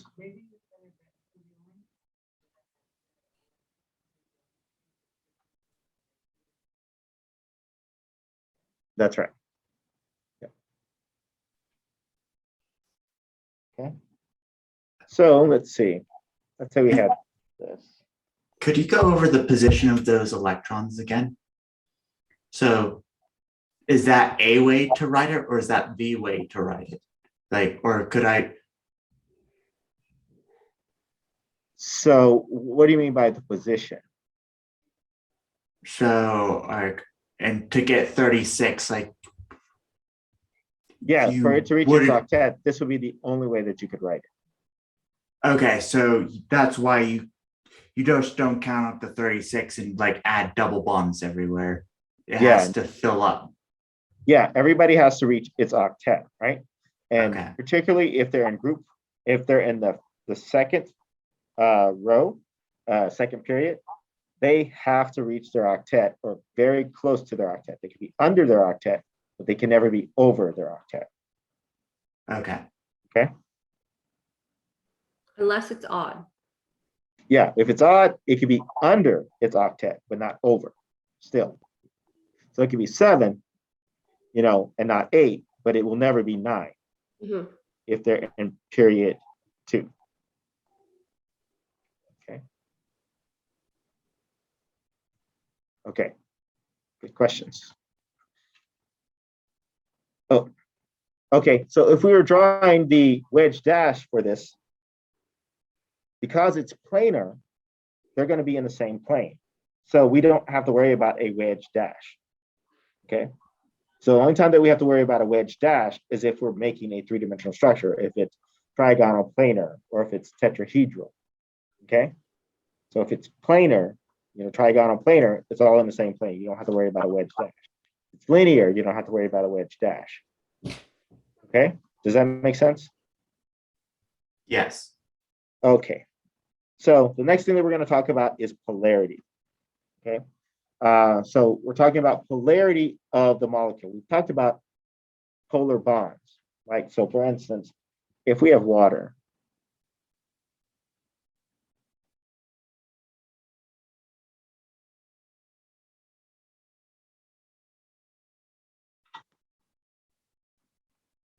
okay, electron pair for water, right? Okay, so if we're looking at the bond, each individual bond, hydrogen and oxygen. How do I determine the bond polarity? Bond polarity. How do I calculate the bond polarity?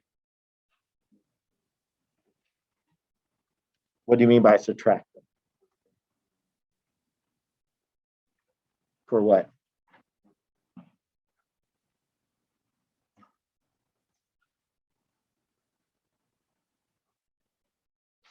So we have to look at the electronegativity and subtract the values. So what are the values for oxygen? So the electronegativity for oxygen is 3.4. So we're going to subtract the electronegativity for hydrogen. So it's 3.2. Okay. Is it, you mean 2.2, right? 2.2. Yes. Okay. So then it is 1.2. Okay. So 1.2, is that going to be nonpolar, polar? Wait, 1.2 what?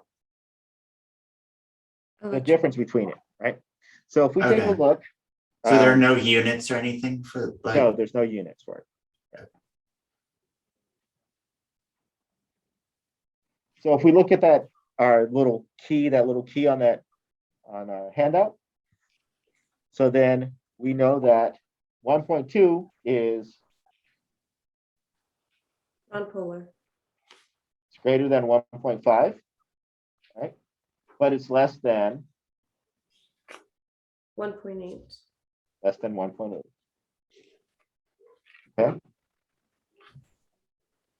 So would that would put in the least electronegative? What was that? Or I'm looking at the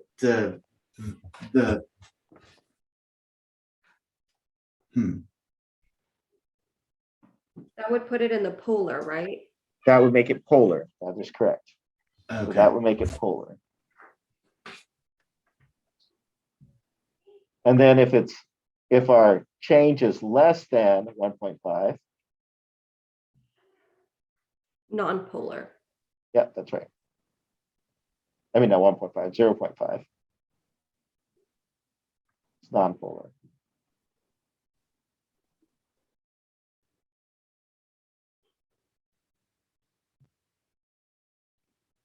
And then if it's greater than 1.8,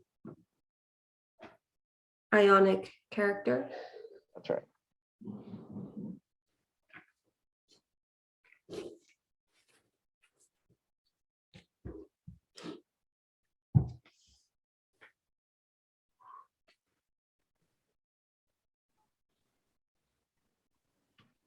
Okay, so when we talk about molecular polarity, we have to take into account bond polarity, right? So we have to look at each of the bonds.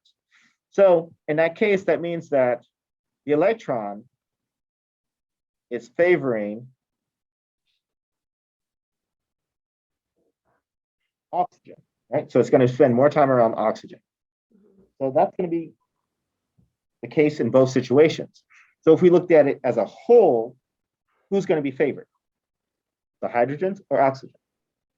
The oxygen. So then it's molecular geometry is going to be favoring the oxygen.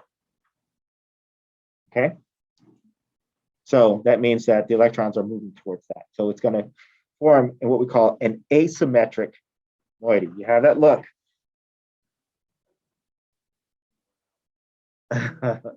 Long day, long day. And you guys are learning new stuff at the very end of the day. You're like, okay, am I going to be able to process this tomorrow? You know. So, okay. So don't worry about it. It'll get better here. It'll get better. I promise.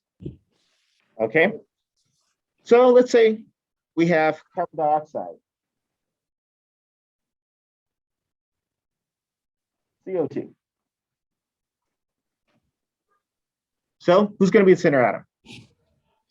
Carbon. Carbon. Okay. Carbon has how many valence electrons? 4. Okay. Oxygen has how many valence electrons? 6. 6. So that's a total of 16 that we're working with. I've done my math right. 4 plus 12. 12. Yep.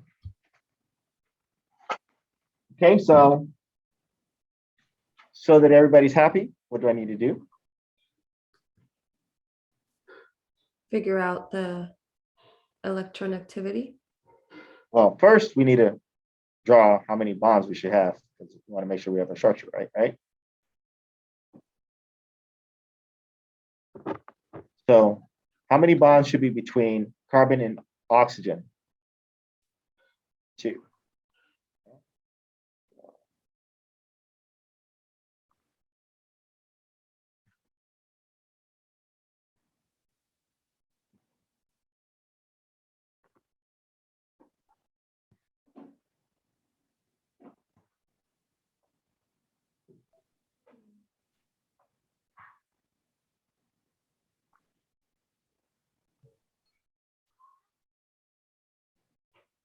Okay. Okay, so how many attachments? How many attachments? 2. Okay, so it's 2. So we know that this guy is going to be linear or Linear. going to be linear. Okay. So now, what is the electronegativity difference between carbon and oxygen?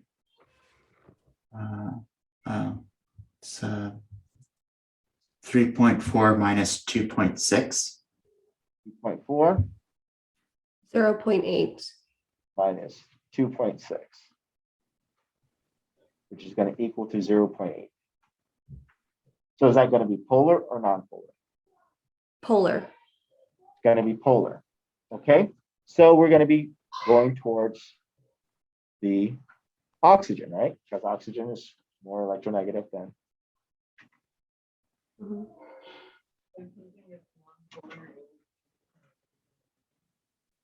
No, not necessarily. If it's non-polar, we'll get there, right? Non-polar basically means that they're being shared. So nobody is favored, right? So they're being shared evenly. So the electron is going back and forth between them, right? Here you're saying it's spending more time around the other. So for instance, let's say you and I have a kid, right? Me and Heidi, we had a kid out of wedlock, you guys didn't know that, okay? So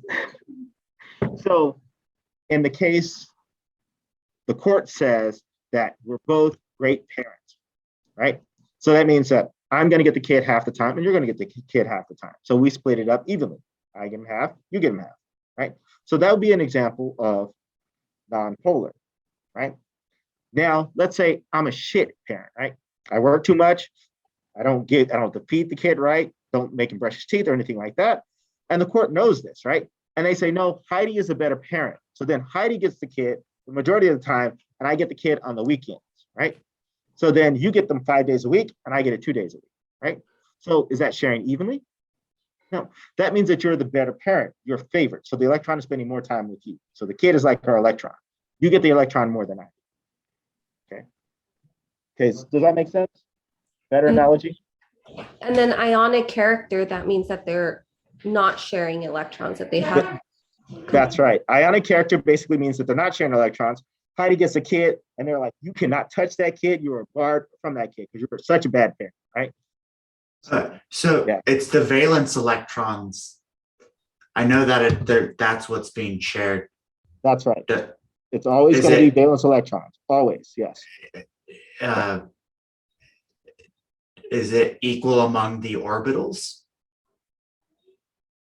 Or No, the no.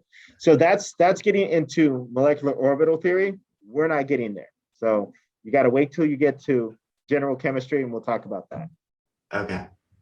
Yeah. So we can get into that later on. You will get into that later on, but not right now. So I don't want to confuse anybody more than what we have to. Right. Right. Okay. Thank you. No problem. Okay. So in this case, we know that the electron is going to be spending more time around the oxygen, right? But we have an oxygen over here, so that means that's going to be the same case over here, right? So if I have twins that are pulling me both ways, right? They're exactly the same, they're at the exact same strength and everything. Am I going to be moving anywhere? No, I'm going to be in the middle, right? So it's kind of like that little tug of war. They have equal pull on both sides. It's not going to make a difference. So in this case, the molecule, even though that the bond is polar, the molecule is nonpolar because neither side is favored more than the other. So in this case, it has symmetry. Okay, so this guy would be symmetrical, or this guy would be asymmetrical, right? And so this guy would be nonpolar for its molecular polarity. Okay. So when we talk about the molecule, we're looking at the thing as a whole. We have to take into account each of the bonds and how the bonds are behaving. Each of the bonds here are polar, but they're polar in the same way, and they're both pulling in opposite directions, right? So it's pulling, so it's kind of like canceling each other out. Okay, does that make sense? Yes, no? And then I'm looking at you, you know? It doesn't? Okay.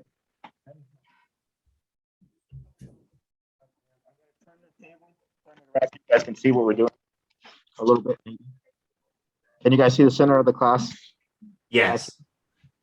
Okay. Excellent. And me too. I don't know about you. Mine's were holding him. Okay. So you grab one side. Like that, and you grab one side. So we just Okay. go pull apart. And so you guys are gonna pull now, pull equal, right? So this is oxygen and this is oxygen. This is carbon. Now, if they're pulling equal, she's not gonna move, right? Our shoulder rips out. We're like, oh. Okay, so do you guys see that? Hi guys. If they're pulling equal, she's not gonna move. She's gonna stay exactly where she's at. They have equal pull on both sides, right? Now, let's say that he's stronger than you are. Give up a little bit. What happens? Where does she go? She goes in that direction. So she's that electron. So the electron is being pulled in that direction because this is more electronegative than this side. Okay? So if you look at terms of molecular polarity, it's going in that direction. Okay? Does that make sense? Okay? Okay. Cool. You guys can hand wash and everything like that. Okay, so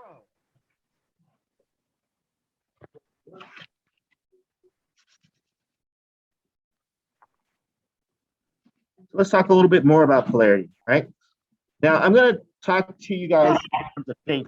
I know you guys date or try to date, right? Can I erase this right now? Okay.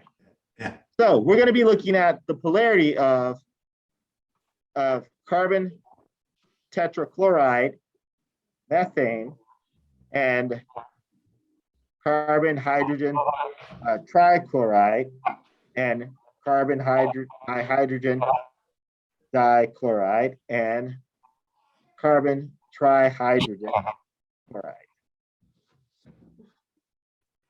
Okay, so let's start here. Here the screen. Can you guys see it on the other side? Yeah. Okay. Okay, so in the case of carbon tetrachloride, now carbon is going to be the center atom. And if we take a look at the bond polarity between carbon and chloride or chlorine, what is the difference? What is the bond difference between them? Or the electronegativity, sorry.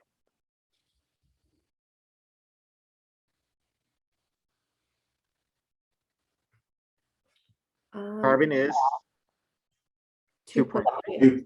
and chlorine is 3.2. so 3.2 minus 2.6. So then that's going to be 0.6. Okay, so is that going to be a polar or non-polar bond? Polar. Okay, so now here's carbon. Carbon's in the center. So if we look at carbon compared to this chlorine, this guy's going to be partial positive because the electron is going to be spending more time out here, right? But at the same time, the electrons are being shared. This carbon here is going to have this chlorine, right? And it's going to be spending more time outside here, more time outside here, more time outside here. So these guys are all going to be partial negative. Okay, so this is the way I want you guys to think about it. Now, if you were dating and you're dating quadruplets, right? Quadruplets. Okay, so you're dating quadruplets. Now, these quadruplets were doctors. They had really, really nice cars. They took you to the best restaurants. They took you to the best clubs. They flew you to Vegas and Paris and all those things, right? Now, there's 4 of them, right? Now, would you want to spend more time with one? Or would you like to spend more time with all 4 of them? 4, right? I'm greedy, right? So 4, right? So that's what's happening. So you're going to share equal time with all of them. You get Monday, you get Tuesday, you get Wednesday, you get Thursday, you'd work your way around, right? Okay, so in that case, nobody's favored, right? Because they're exactly the same, right? So you don't want to favor any of them because you're like, it's a good time either way I go, right? Okay, now, in this case, right, we have triplets, right? And then we have one of the triplets is a deadbeat, right? He's a bum. Every time you go out, you have the worst time ever. He takes you to McDonald's.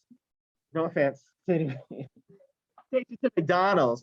And then you have to pay when you get there, right? And so in that case, when he calls, what are you saying? Oh, I got to wash my hair, right? You're like, oh, my hair, I really need to get my hair washed today. So we can't hang out. And instead, you're spending all your time with the other 3, right? So in that case, the 3 are going to be favored. And he's going to be ignored, right? So you're spending all your time towards the 3, okay? So then the bond polarity is towards those 3 rather than that one bad one.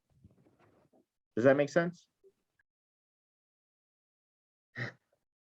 No, you avoid that one, right?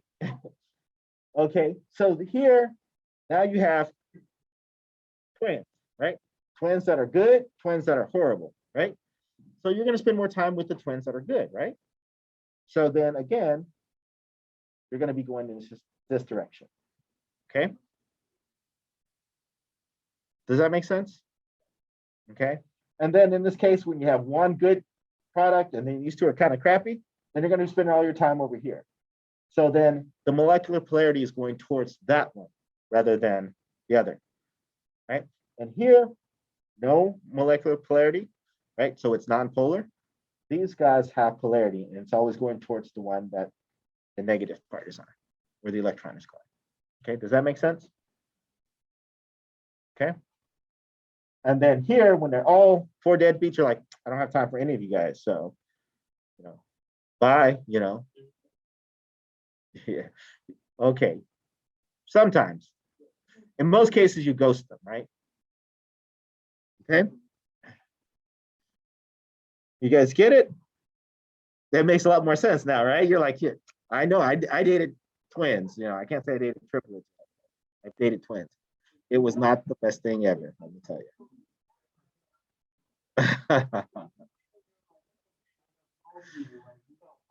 Yeah, I was dumb, and yeah. Well, but because they didn't talk to each other too much, because they at the point they were mad at each other.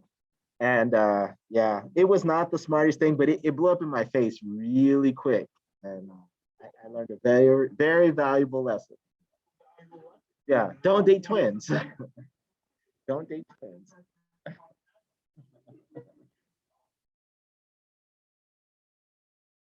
Okay, so we've already talked about the case of carbon dioxide, right? So we saw that there wasn't no net dipole movement, and that's how we describe the movement of the electron. So if there's a dipole movement, then we show the net dipole movement going towards what's going to be more electronegative. Here we know that we have equal pull on both sides. It's being pulled this way and it's being pulled that way equally. So then there's no net dipole. Okay. You guys are with me so far? Okay. So organic. So molecular geometry and electron pair geometry plays a huge part in trying to understand organic chemistry. So I'm going to start talking to you guys a little bit, just a small amount of organic chemistry. Okay, so organic chemistry is basically going to be the study, research, and application of carbon compounds. So if it has carbon in it, it's considered to be organic. I know the media says, oh, organic, organic, organic, organic, organic. Organic just simply means that it has carbon in it. It's a carbon compound.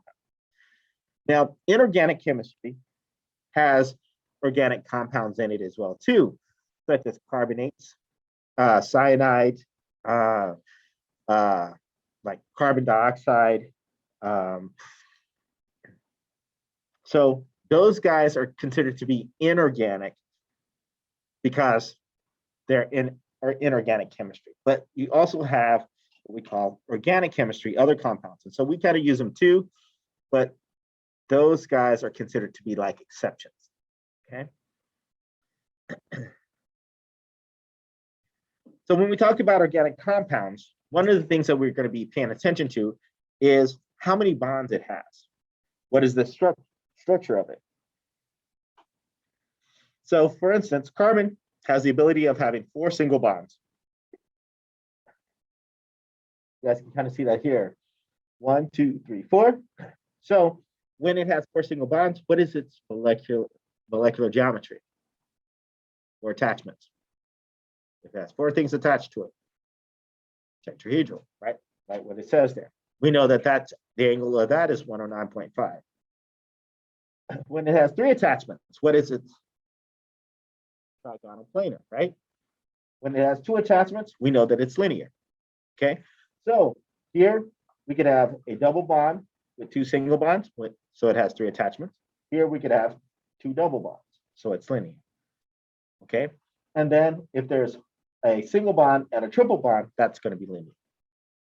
Okay, so hydrogen, it's going to have a single bond attached to it, right? Halides are always going to have a single bond attached to it. Which group is halides?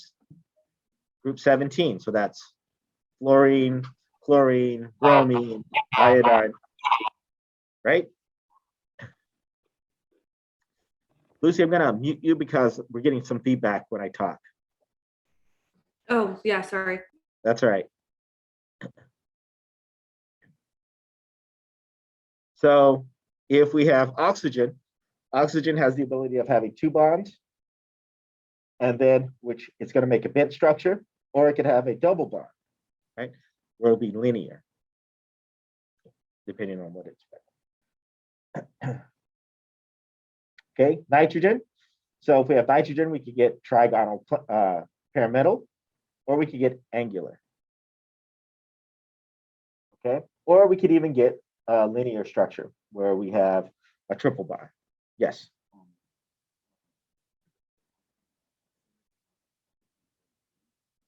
Arsenic does not count as group 17. Arsenic is actually in group 15, if you take a look at the periodic table.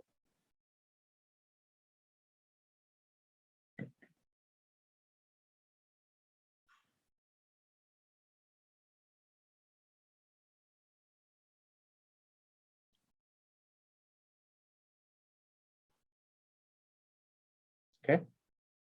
So hydrocarbons. Hydrocarbons are made up of hydrogen and carbon only. So those are hydrocarbons. So the basic form of a hydrocarbon is called the alkane. In that case, it's considered to be saturated, basically meaning that you only have single bonds. So for instance,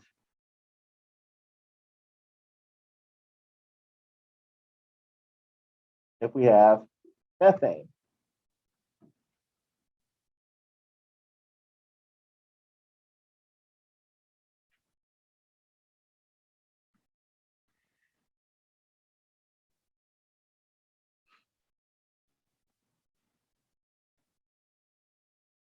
okay, all the bonds here are single bonds. Or we could have ethane.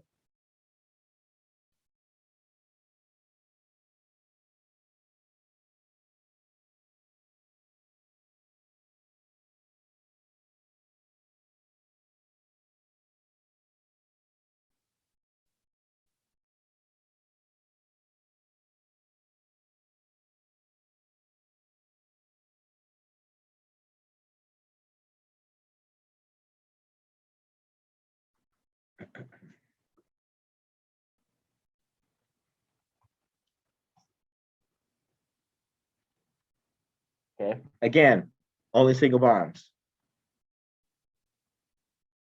Okay, questions? Okay, good. Okay, so that ANE means that they're only going to be single bonds. So if it ends with ANE, it's single bonds. Now that means that this prefix allows us to distinguish it. So meth means 1. Eth means 2.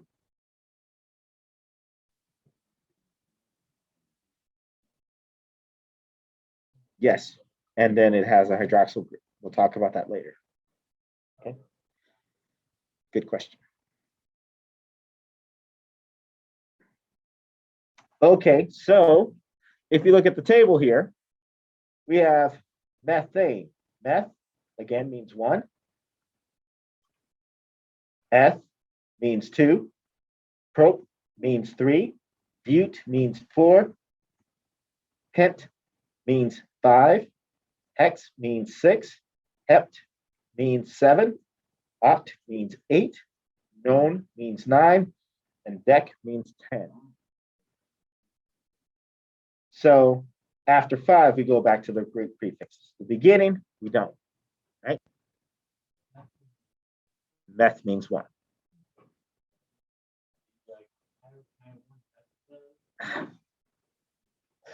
Yes, it means it means 1 carbon. Yes, meth. Yes.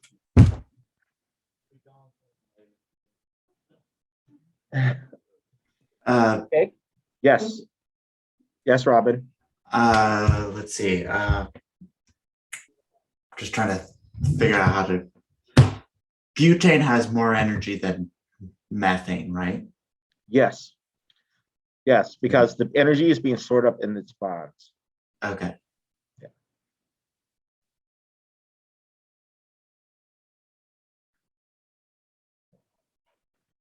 Okay. So because as chemists, we get very lazy. And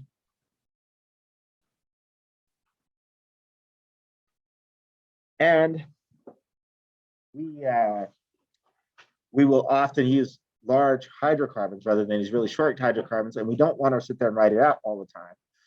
We have another way of writing organic molecules. So for instance, if we have ethylene, so we know that ethylene looks like this. I mean, not ethylene, ethane looks like this.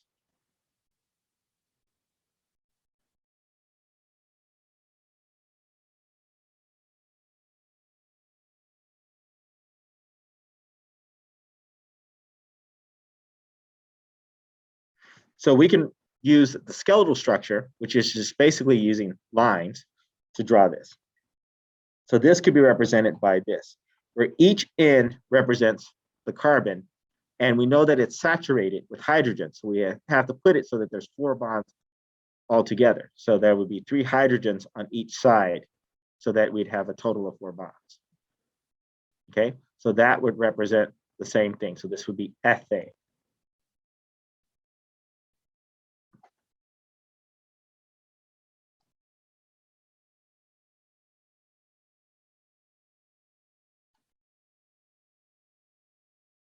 Okay, so propane, which would be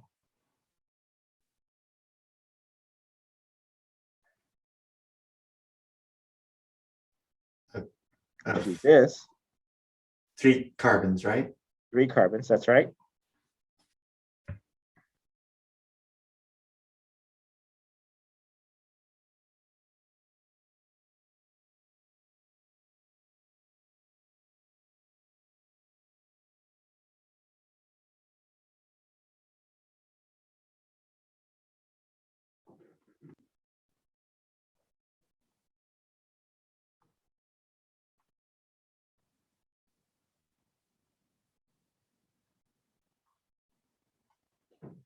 Where's mine?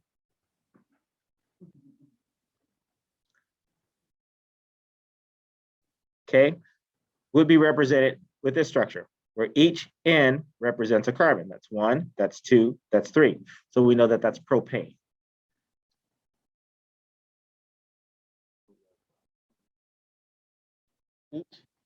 Each N. So that's each vertices. This is 1, that's 2, that's 3. 3 carbons.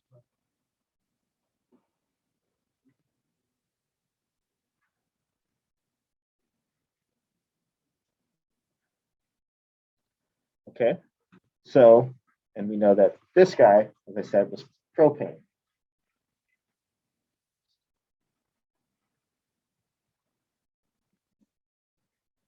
Okay. So if I have this guy here,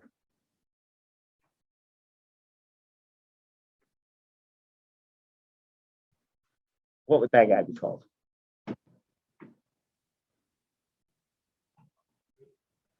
Okay, so we count the number of carbons. We want the longest chain. So then it would be 1, 2, 3, 4, 5, 6, 7, 8. So you guys, as you guys already said, it would be octane.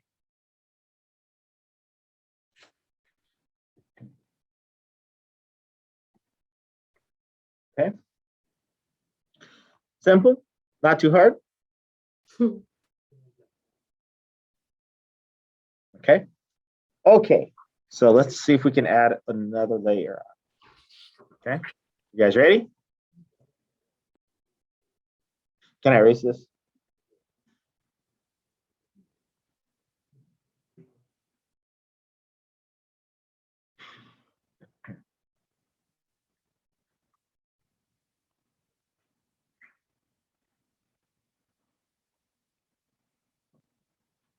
Alkenes are hydrocarbons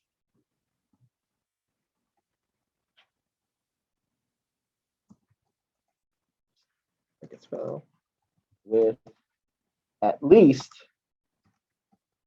1 double bond.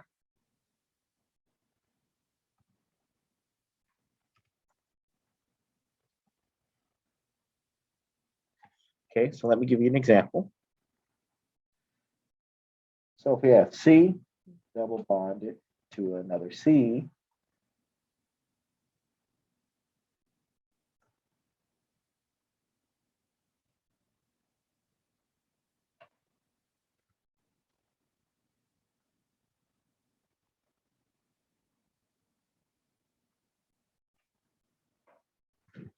this guy is going to be called, how many carbons does it have? 2. So if it has 2 carbons, it should have what prefix? Di- Nope. Remember, we're talking about Oh, F. Organic chemistry, so it'd be F. Ethene. Yes, ethene. So we use that prefix, and then we use the E-N-E to let us know that there's a double bond. Hmm. Okay, so this is its IUPAC organic chemistry nomenclature. Okay, IUPAC organic chemistry nomenclature. Okay, yes. Excuse me? No, it does not count as a, and we will talk about that later. It's an aldehyde. That's how it ends in aldehyde, formaldehyde. Okay. Yeah, but no. Okay. So if I have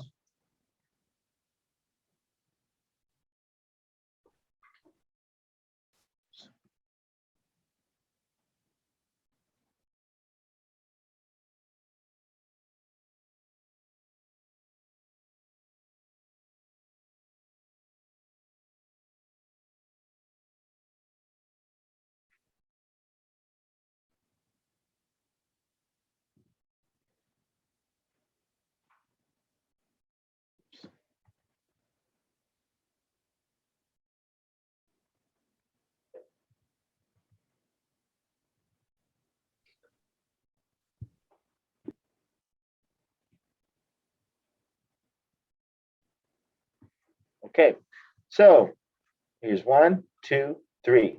So both of these are 1, 2, 3, 4, 5, 6. 1, 2, 3, 4, 5, 6. 1, 2, 3, 4, 5, 6. So the way that we would distinguish between these is by telling us where the double bond started. Okay, so the prefix for all of these are going to be what? 6 carbons. So then the prefix is going to be Hex. hex. Okay, let me type it.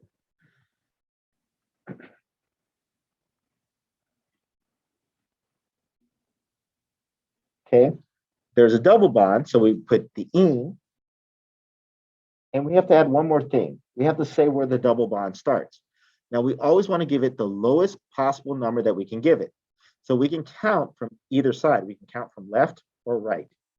Okay, so if I count it from the left, that would be 1, 2, 3, 4, 5. So we're starting at the 5 carbon.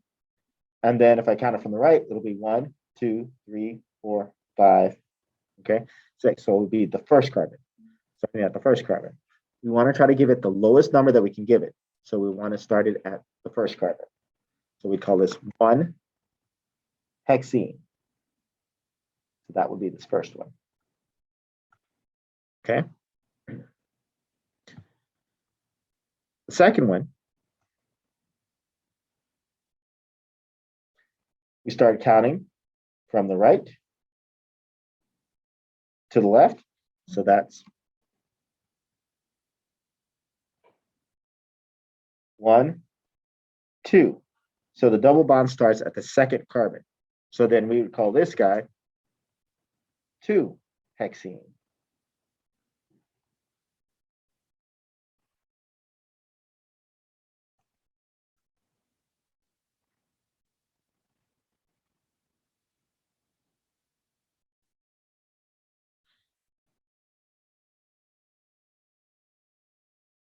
So this next one,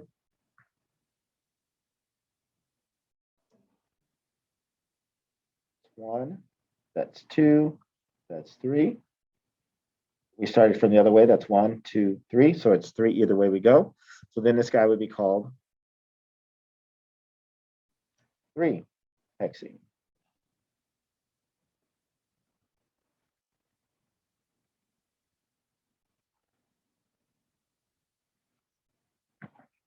Okay. Not too bad. Good. See if we can add some more to it. You know you're excited about it. I can see it in your face.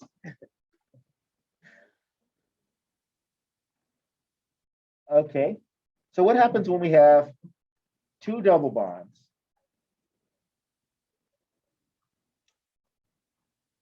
in our chain? See, and I knew Lorenzo was going to ask this, so that's why I had to put it up there. No problem. I'm thinking about you.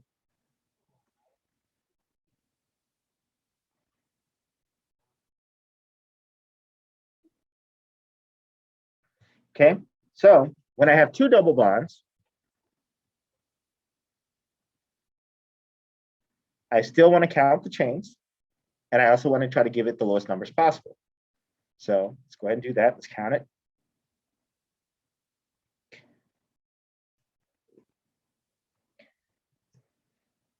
So that's 1, that's 2, that's 3, 4, 5, 6. So we know that it's a hexene, right? So, but there's two double bonds. So the way that we would write that is, we would call this guy 1, 3 dash hex diene. Di meaning 2. So we use those Greek prefixes when we're counting multiples. So, or we could write it this way. Hexa -1 -3 diene. Both ways are acceptable. I know the second way is ugly, but it helps us keep track of it.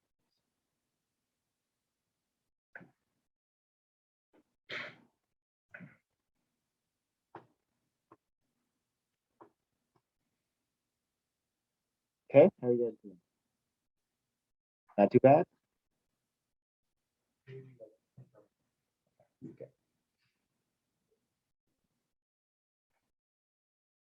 So there's big carbon, so That's right. nine, because there's two bonds. Two double bonds. Yep. And then The E means double bonds. Right? So if you notice, E-N-E, double bond. A-N-E, single bond. Right? So that means that there's two double bonds in this structure. One starting at the first carbon, one starting at the third carbon. Okay? Questions? No questions? You guys are good? Okay, so let's add another layer.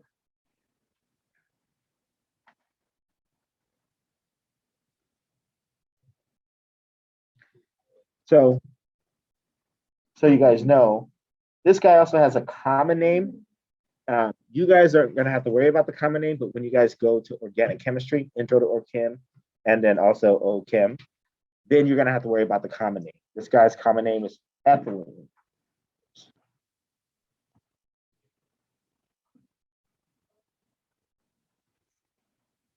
Okay, so that would be its common name.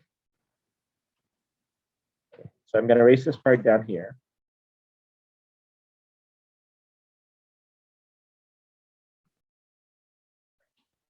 And let me give you a little bit of history about the common name. Common name is basically, it was the name before the IUPAC system. And the problem was that people would name things off of a gut instinct, right? And so they were like, oh yeah, because we're going to call this one ethylene, then we'll call this, ethylene G7 or something like that. And so they would all have these really crazy names. And so they said, well, we need to start getting some type of system naming so that students will know what they're talking about. And also we would know what the chemical is, because there were a point where a lot of chemicals had exactly the same type of name. So our next one is alkyne.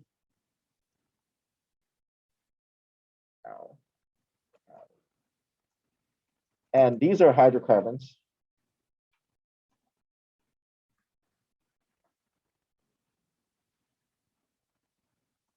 with at least one triple bond.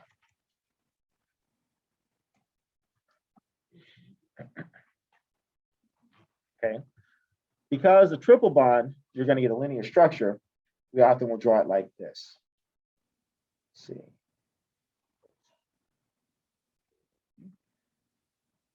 So I'll do simple first. Let's do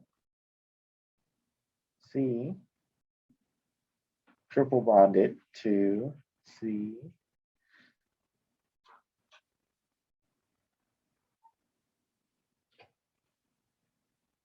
So this guy, its common name is called acetylene.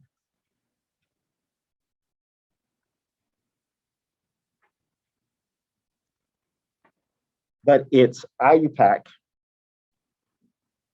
the thing that you guys are responsible for, is called ethene.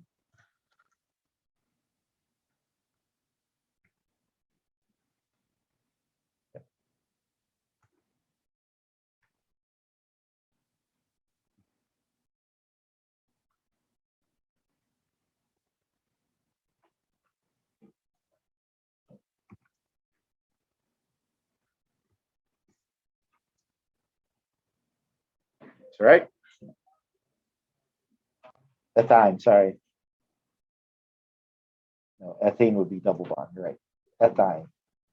Yeah. Yeah. Ethine, yes. Okay, so again, it's just that triple bond. Now, the way that we would draw this with the skeletal structure is just a triple bond.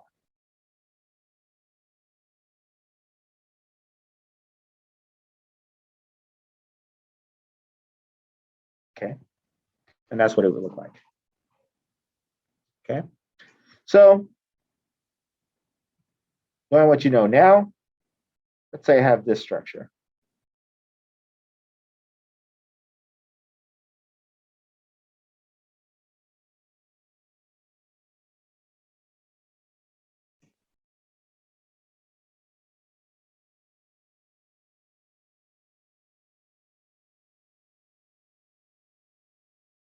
Okay, so first thing that we want to do is to do what?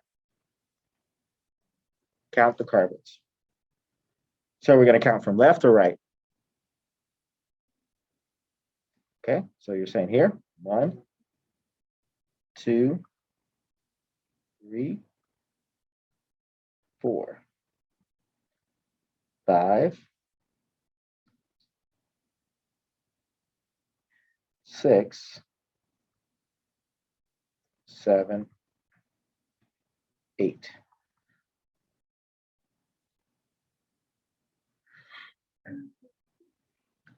Okay, actually wouldn't have mattered. It would be the same either way. All right. Okay, so what would I name this guy?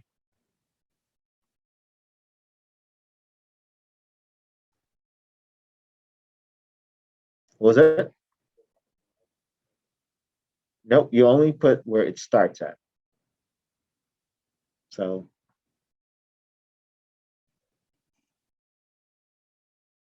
where does the double bond start at? Starts at 4 4. or So it'll be 3. 4. It starts at 4. Okay. I know, but you only put where it starts. 4 octa or octine. Octine or octine. Or we could call it,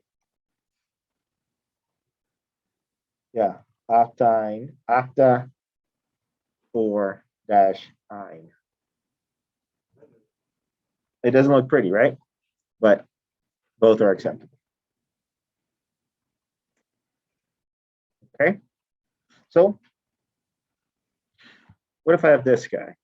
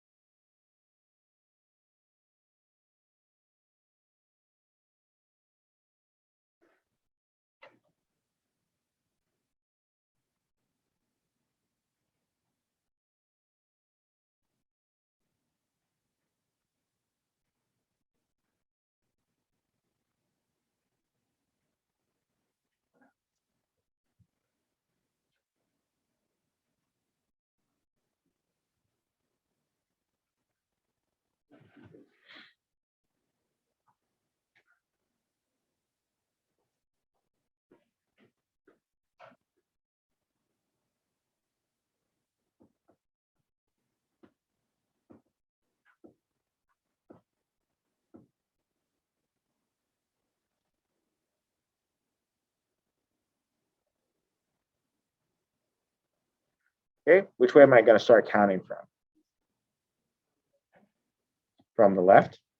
Okay, so that's 1, that's 2, that's 3, that's 4, that's 5, that's 6, that's 7, that's 8, and that's 9. Okay, so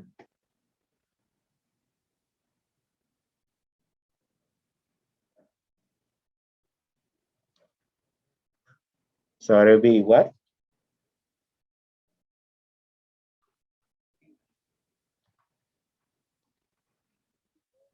1, 1 common. Would it be 9 or would it be 7? Where it starts from, right? 7. No, 9. Yep. But would it be no 9? There's 2 of them.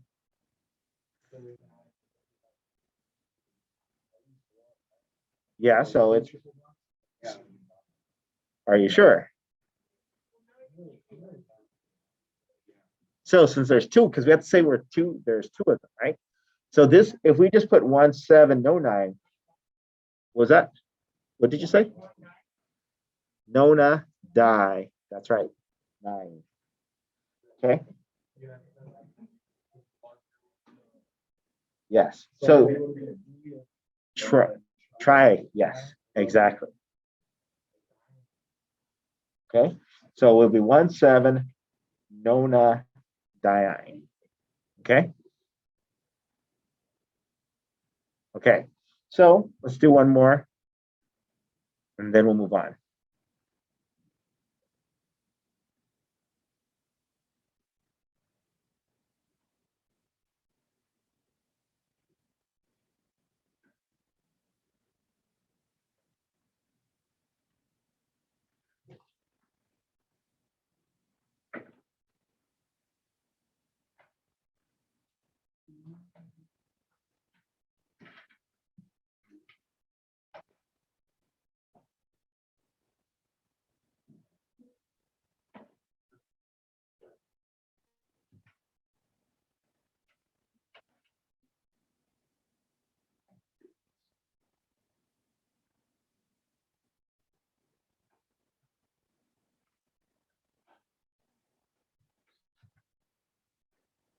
I got carried away. Let's erase some things here.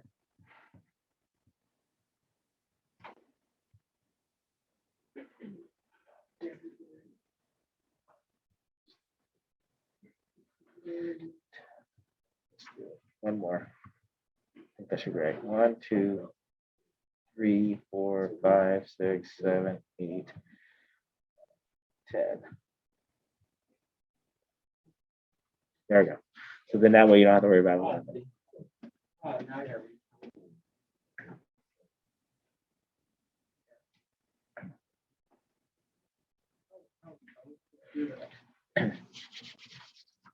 Okay. So where am I going to start counting from? Left or right?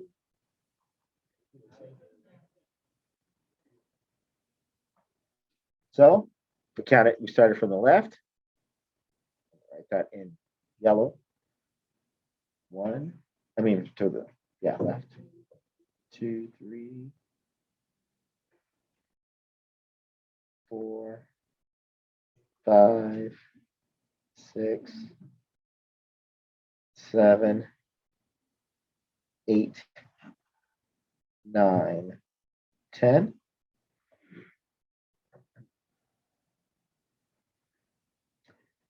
And then that's 1, 2, 3, 4, 5, 6, 7, 8, 9, 10. Okay, so yellow would give us 2, 5, and 8. Blue would give us 2.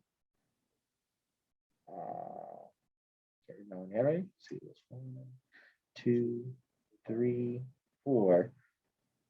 Oh no, yeah, 4. So that'll be 1, 2, blue, 3, 4, oh, 5. Yeah, so it'd be the same. 5, 6, 7, 8. Yeah, so either way, it'll be the same way, right? 2, 5, 8. 2, 5, 8.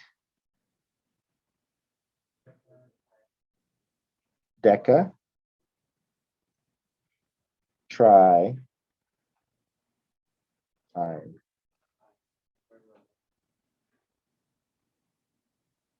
Or we could wrote it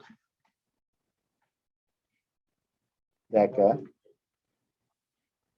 yes, 2, comma, oops, dash 2, comma 5, dash 8, dash try 9.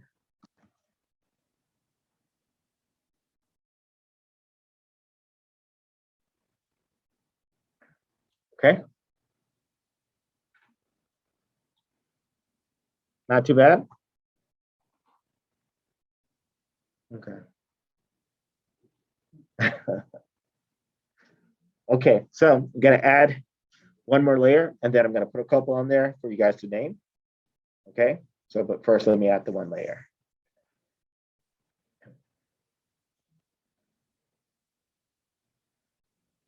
Can I erase this? Everybody got it? Okay. Okay, so when we have substituted, or what we call these side chains, we have to add YL to the end of our prefix. So see that? YL to the end of our prefix. And that means that it's going to be off the side chain. So we have our main chain, which is the longest chain that we can get. And then we'll have what we call a side chain. So let me give you an example. So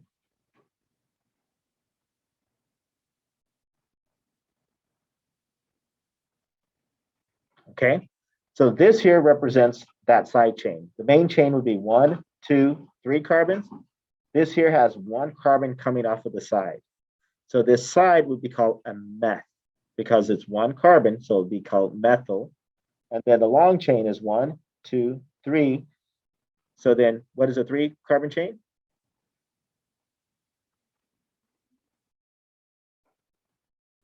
Okay, propane. So this guy would be called, since it's coming off the second carbon, we would call it 2 methyl propane. Okay. Again, the long chain is 3 carbons, 1, 2, 3, prop. And then it's all single bonds. So that's the ane. And then that would be a single carbon coming off of it. Okay. So if I have this guy,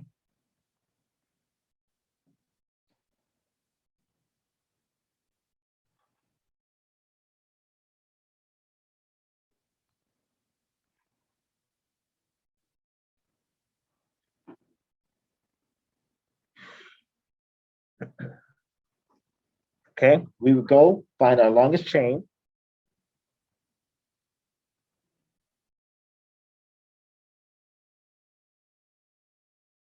Longest chain is 1, 2, 3, 4, 5, 6, 7, 8. We have 2 methyl groups coming off. So then this guy would be called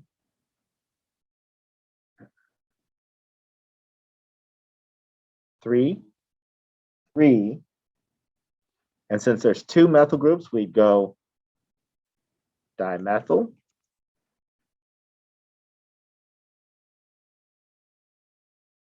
Octane.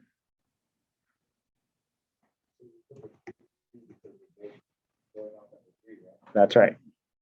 Yeah. So you have to tell me exactly where they're located at, those side chains are located at, and what they are.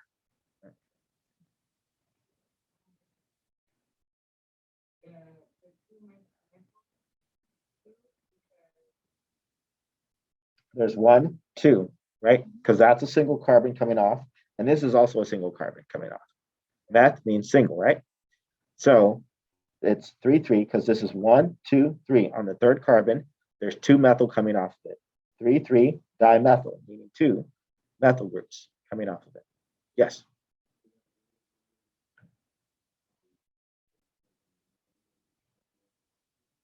That's right.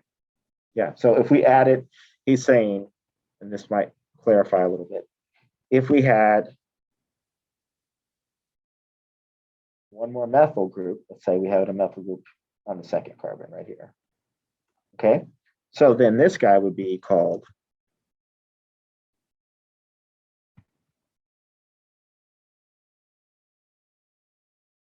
it would be 2, 3 tri meth. Okay. Okay, because then that's 1 single carbon that's coming off. There's a single carbon coming off of here and a single carbon coming off of here. You have that look. Okay. So what is it that you don't get?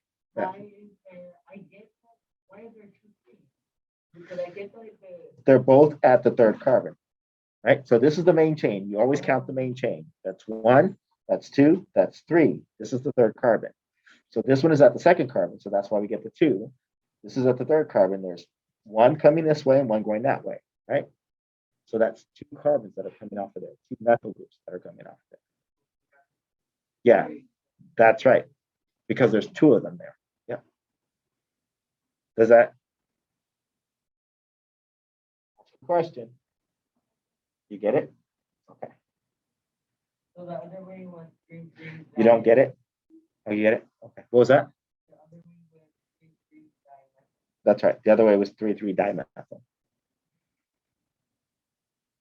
Arrow. Get it?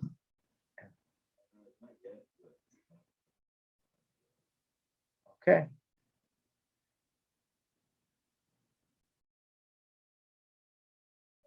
Same. So you guys need a little more thought? Okay. Let me see if I can help you with your thought process. Okay. So is it okay if I erase this one? Everybody got this one down? Okay.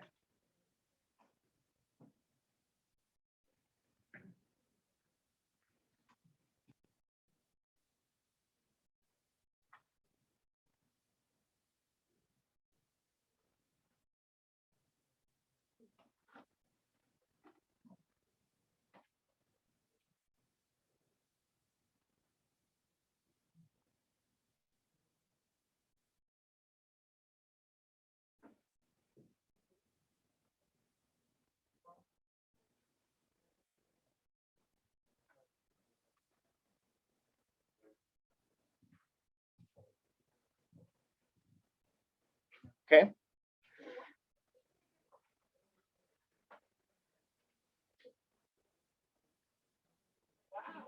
I like that.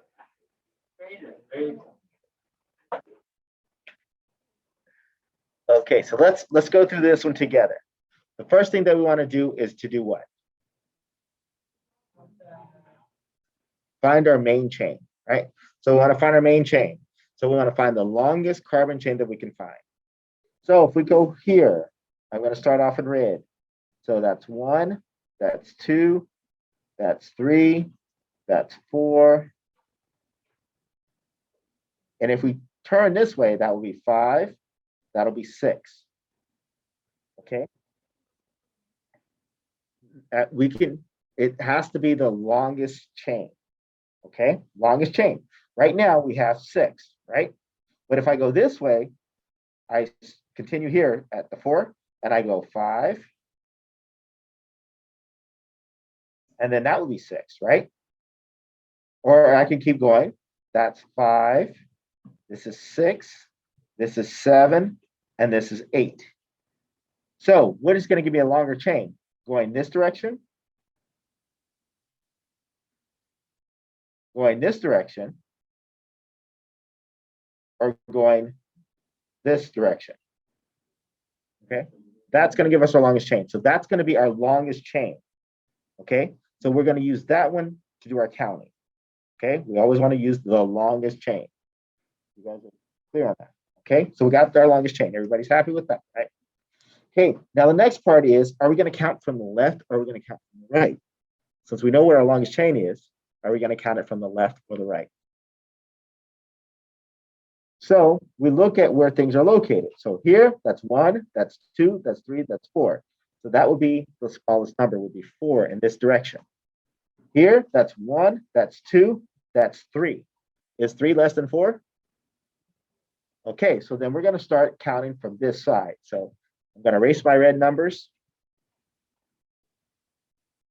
Oops. Did you not want me to erase my red numbers?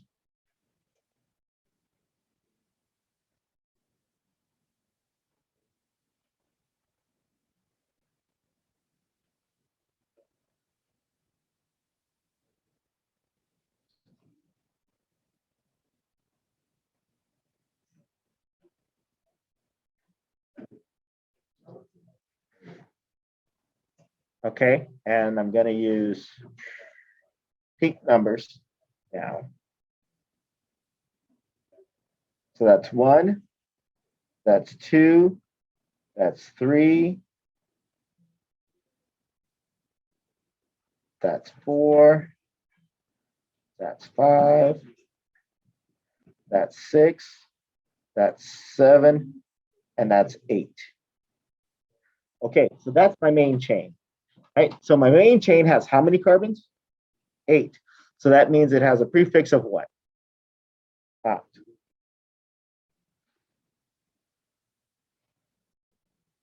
Are there any double bonds? No, they're all single bonds. So then what should be the end part of it? End. Okay. So here, this guy on the third carbon is a what? It has a single carbon. So it has one branch coming off, single branch. So that means it's a 1-methyl. So we have a methyl here, we have a methyl here, and we have a methyl here. So then I would say trimethyl. So, and it would be 3, 3, 3, because there's 2 of them there, right? 3, 3, 4, trimethyl. We'll get to 5. Hold on. We'll get there, I promise. Trimethyl. Okay, now here, that's 1, 2 carbon coming off of it. So if it's a 2 carbon chain, what is it called? Not di. 2 carbon ethyl. There we go. Remember F. 2 carbon F. So then we put that one in front. So it would be 5 ethyl. No, you put it first because we put it in alphabetical order, right? So it would be ethyl, methyl, and then, you know, if it was propyl, we put propyl last because it's propyl. And then we put the last, this is like the last name. Like my last name is Henry, right? My first name is Kenneth. We put my first name first, right? So that's kind of like that first part. This is the last name. It always goes last. Yes. Not telling you. You're I have 3 first names. I do. I have 3 first names. It's Kenneth Ray Henry. Kenneth Ray Henry. 3 first names. Yes. For the longest time at the office, they used to call me Mr. Ray, Mr. Ray. I'm like, no, it's Henry. Or they'll call me Henry, instead of calling me Ken or Kenneth, you know.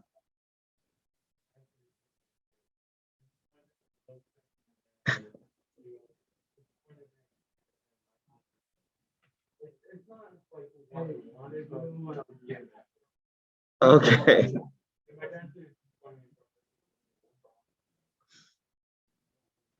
Okay. Okay, how are you guys feeling so far?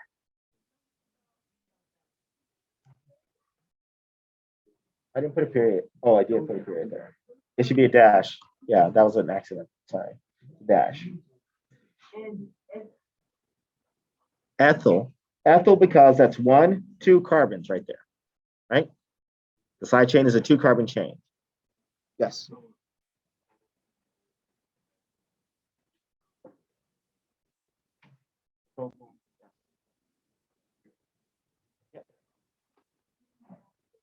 You. Yeah. Okay, how you guys doing? We'll try another one. Let's try another one. One more. Yeah, yeah, yeah. Yeah, yeah, yeah. The more you say, the more I'm going to give it to you. I'm not adding a layer yet.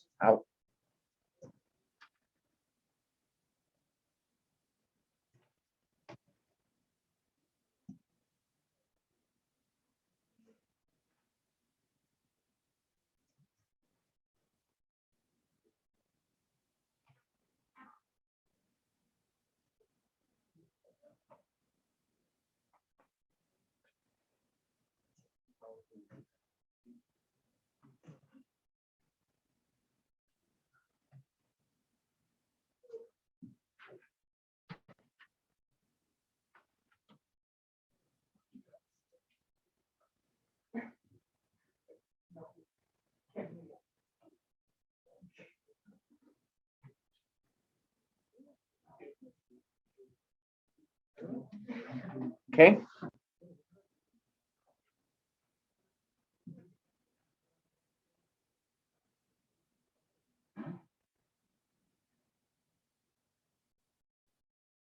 Did I ever say thank you for like this? Because thank you.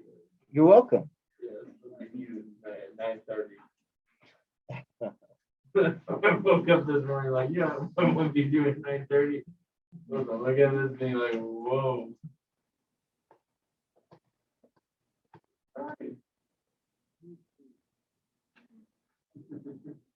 Start simple. First thing that we're always going to do is always going to be that first thing. What is the first thing that we need to know?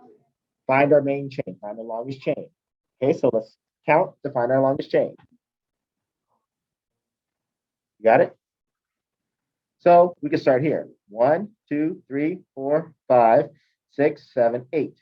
1, 2, 3, 4, 5, 6, 7, 8.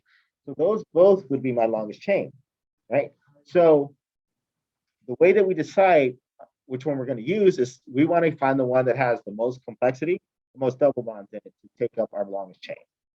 Okay, so this guy is going to be our longest chain, the one that has all the double bonds. Okay, so are we going to start counting from here? 1, 2. Or are we going to start counting from here? 1, 2. Well, they both start, the double bond will start at the 2 if we started from this side or if we started from this side. But this side also has a methyl group, right? So we get a twofer. So we want to start from this side, okay? So that's 1, that's 2, that's 3, that's 4, that's 5, that's 6, that's 7, and that's 8. Okay, so let's put our last name in first. Okay, so 8-chain carbon, arrow, oct. Okay, so we have oct. Okay, are there double bonds? Okay, so if they're double bonds, how many double bonds do we have? We have 3. So then we're gonna say it's, so where are they located at? It's 2, 5, and, sorry, dash 2, 5, or where they start at. So 2, 4, 2, 4, and 6. Okay. And there's, you said there's 3 of them. So what is the prefix for 3? Tri. Trying.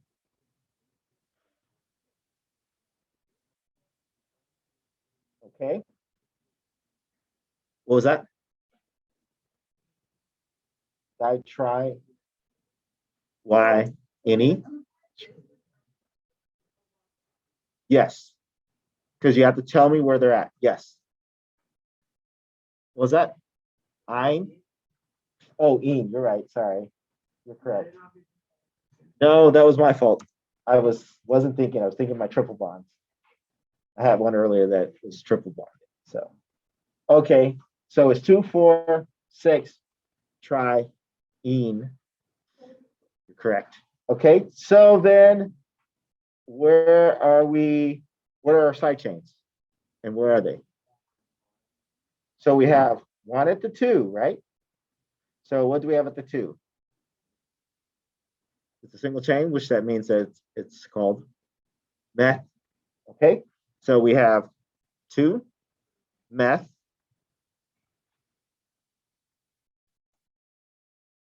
Okay. What do we have at the 4th? It's 2. So what is 2 chain? F. So then that would be 4 F. Ethyl.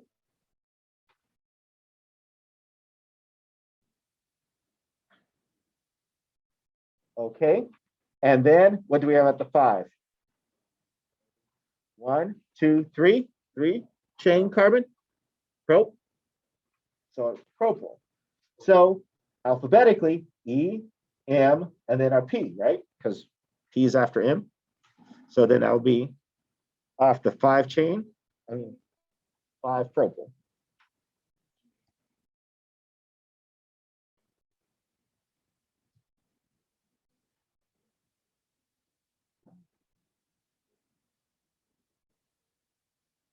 Okay, so 4 ethyl, 2 methyl, 5 propyl, octa, 2, 4, 6 triene. Because we're trying to get this.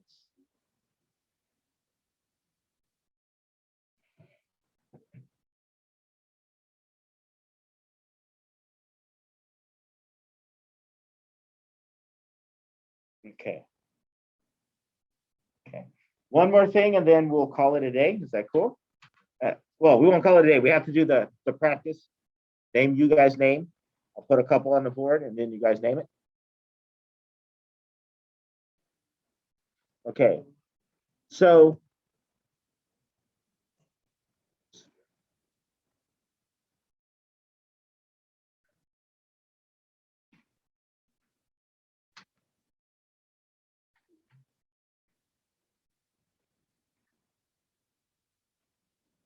these are called ring structures. Okay. So the way that we would name this is 1, 2, 3, 4, 5. Each one counts as a carbon. So since it's 5, what is the prefix for 5? Penta. So we would call this guy, since it's a ring structure, we'd say cyclo.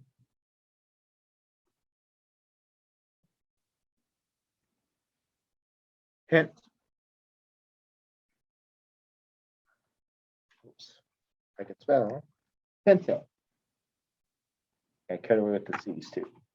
Cyclopentane. Because it's a ring structure, it's a cyclopentane. So if there's a double bond in it, we'd call it cyclopentene.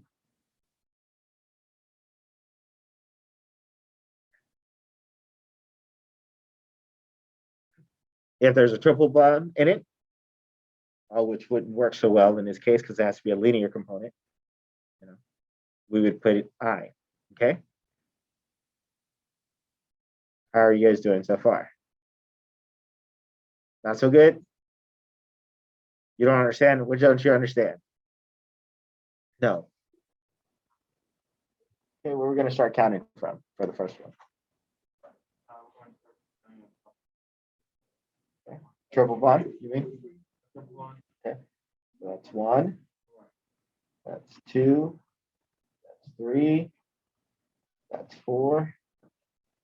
That's 5. And that's 6. Okay, longest chain. Okay, so then what's going to be the in name, the last part? Somebody said, I heard somebody say it. Hex. Ein. Okay, where's the ein located?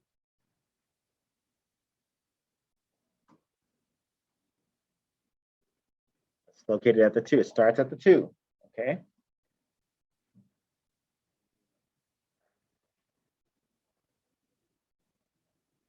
Okay. And then what else do we have? Okay, what are those branches that are coming off of 4 and 5? That's 1, that's 1, that's 1. Was that they're all 3 methanes? All 3 are methanes, okay? So, or not methanes, but they're methyls, right? So then if there's 3 of them, so how would I say 3? No, tri. When I say if there's 3 carbons connected together, that would be pro. But there's 3 single chain. That's 1, 1, 1. So all of those are meth, right? So they're all methyl, right? So then there's 3 of them. So then if I said that there's 3, I'm going to call that tri. But I have to put the numbers in front first. So that would be, oops, sorry. I hate when it does that. So it would be 4, 5, 5, 4, 5, 5, trimethyl.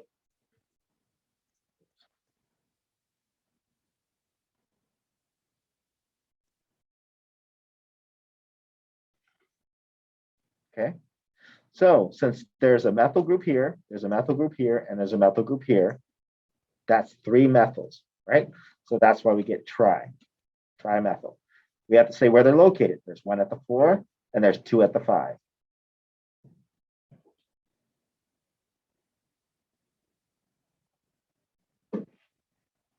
Okay.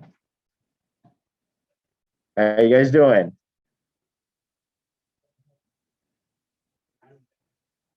What is it? You're tired and hungry? Okay. We're almost wrapping up. We're in the last part. I got 5 minutes, so I'm using it. Okay. So this one here, cyclo, and how many? It has how many? Bute. That's right. Cyclo.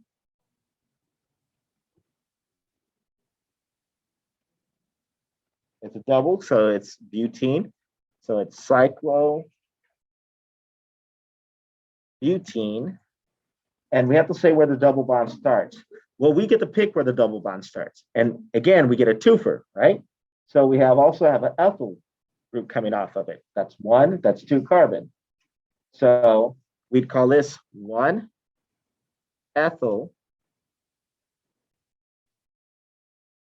1 cyclobutene.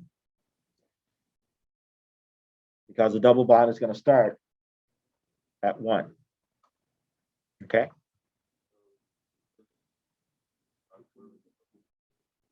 Yes. So because we get to control it, the cycle circular structure, we get to say, okay, this is where you're going to start at. Right?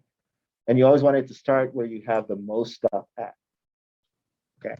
And so that's going to be 1, 2, 3, 4. Okay. Now this guy, we have something that's starting at the 2nd, and we have the double bond that's starting at the 3rd. Okay. Double bond has more priority than the thing that hangs off. Okay.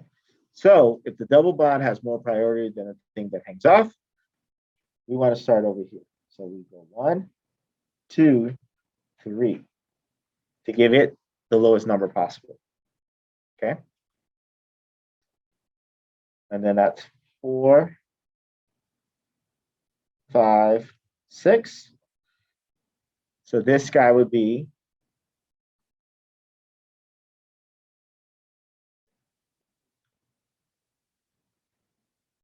hexene, and we know that it starts off at the 3, so we put 3 hexene, and then it has 2 methyl groups. So it has one at the 4 and one at the 5. So we call it 4, 5. If I'm saying 2-methyl, what would be the prefix that I use? Did I forget something?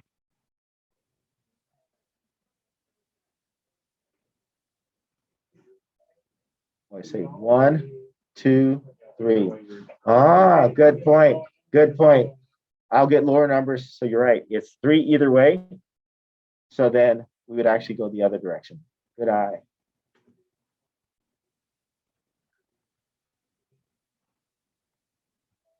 Because it encompasses the lower numbers. So you're right. You're right. My bad. So that's 1, 2, 3, 4, 5, 6. So then now we get the lower numbers, and I'm glad that you guys caught it. See, you can tell that I'm just as tired as you guys are, right? But we're going to get through it. So that's 2, 3,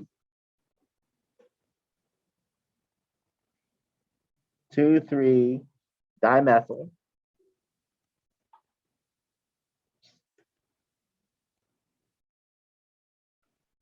3 hexene.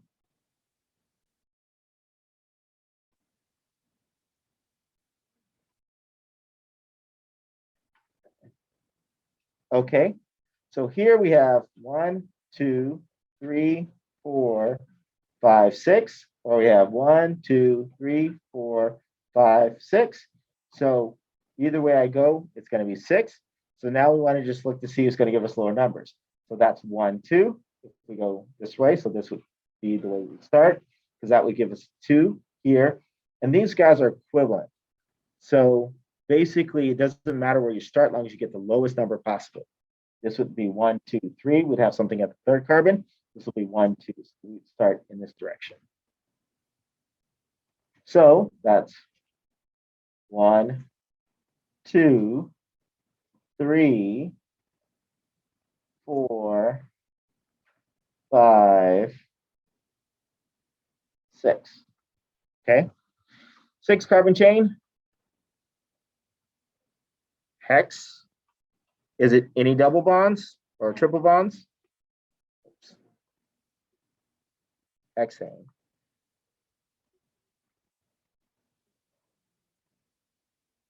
Okay. So what do we have at the 1st and the 3rd carbon?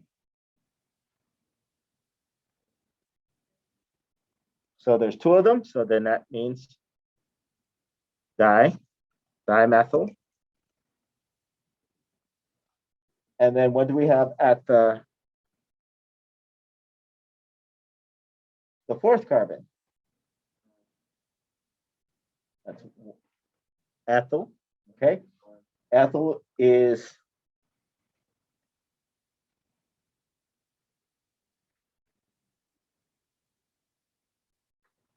alphabetically lower than methyl, so it will come first. So it'll be 4 ethyl, 1, 3 methyl, or 1, 3 dimethyl hexane. Oh, I'm sorry, 2, 3. You're right, 2, 3. My bad. Good eye.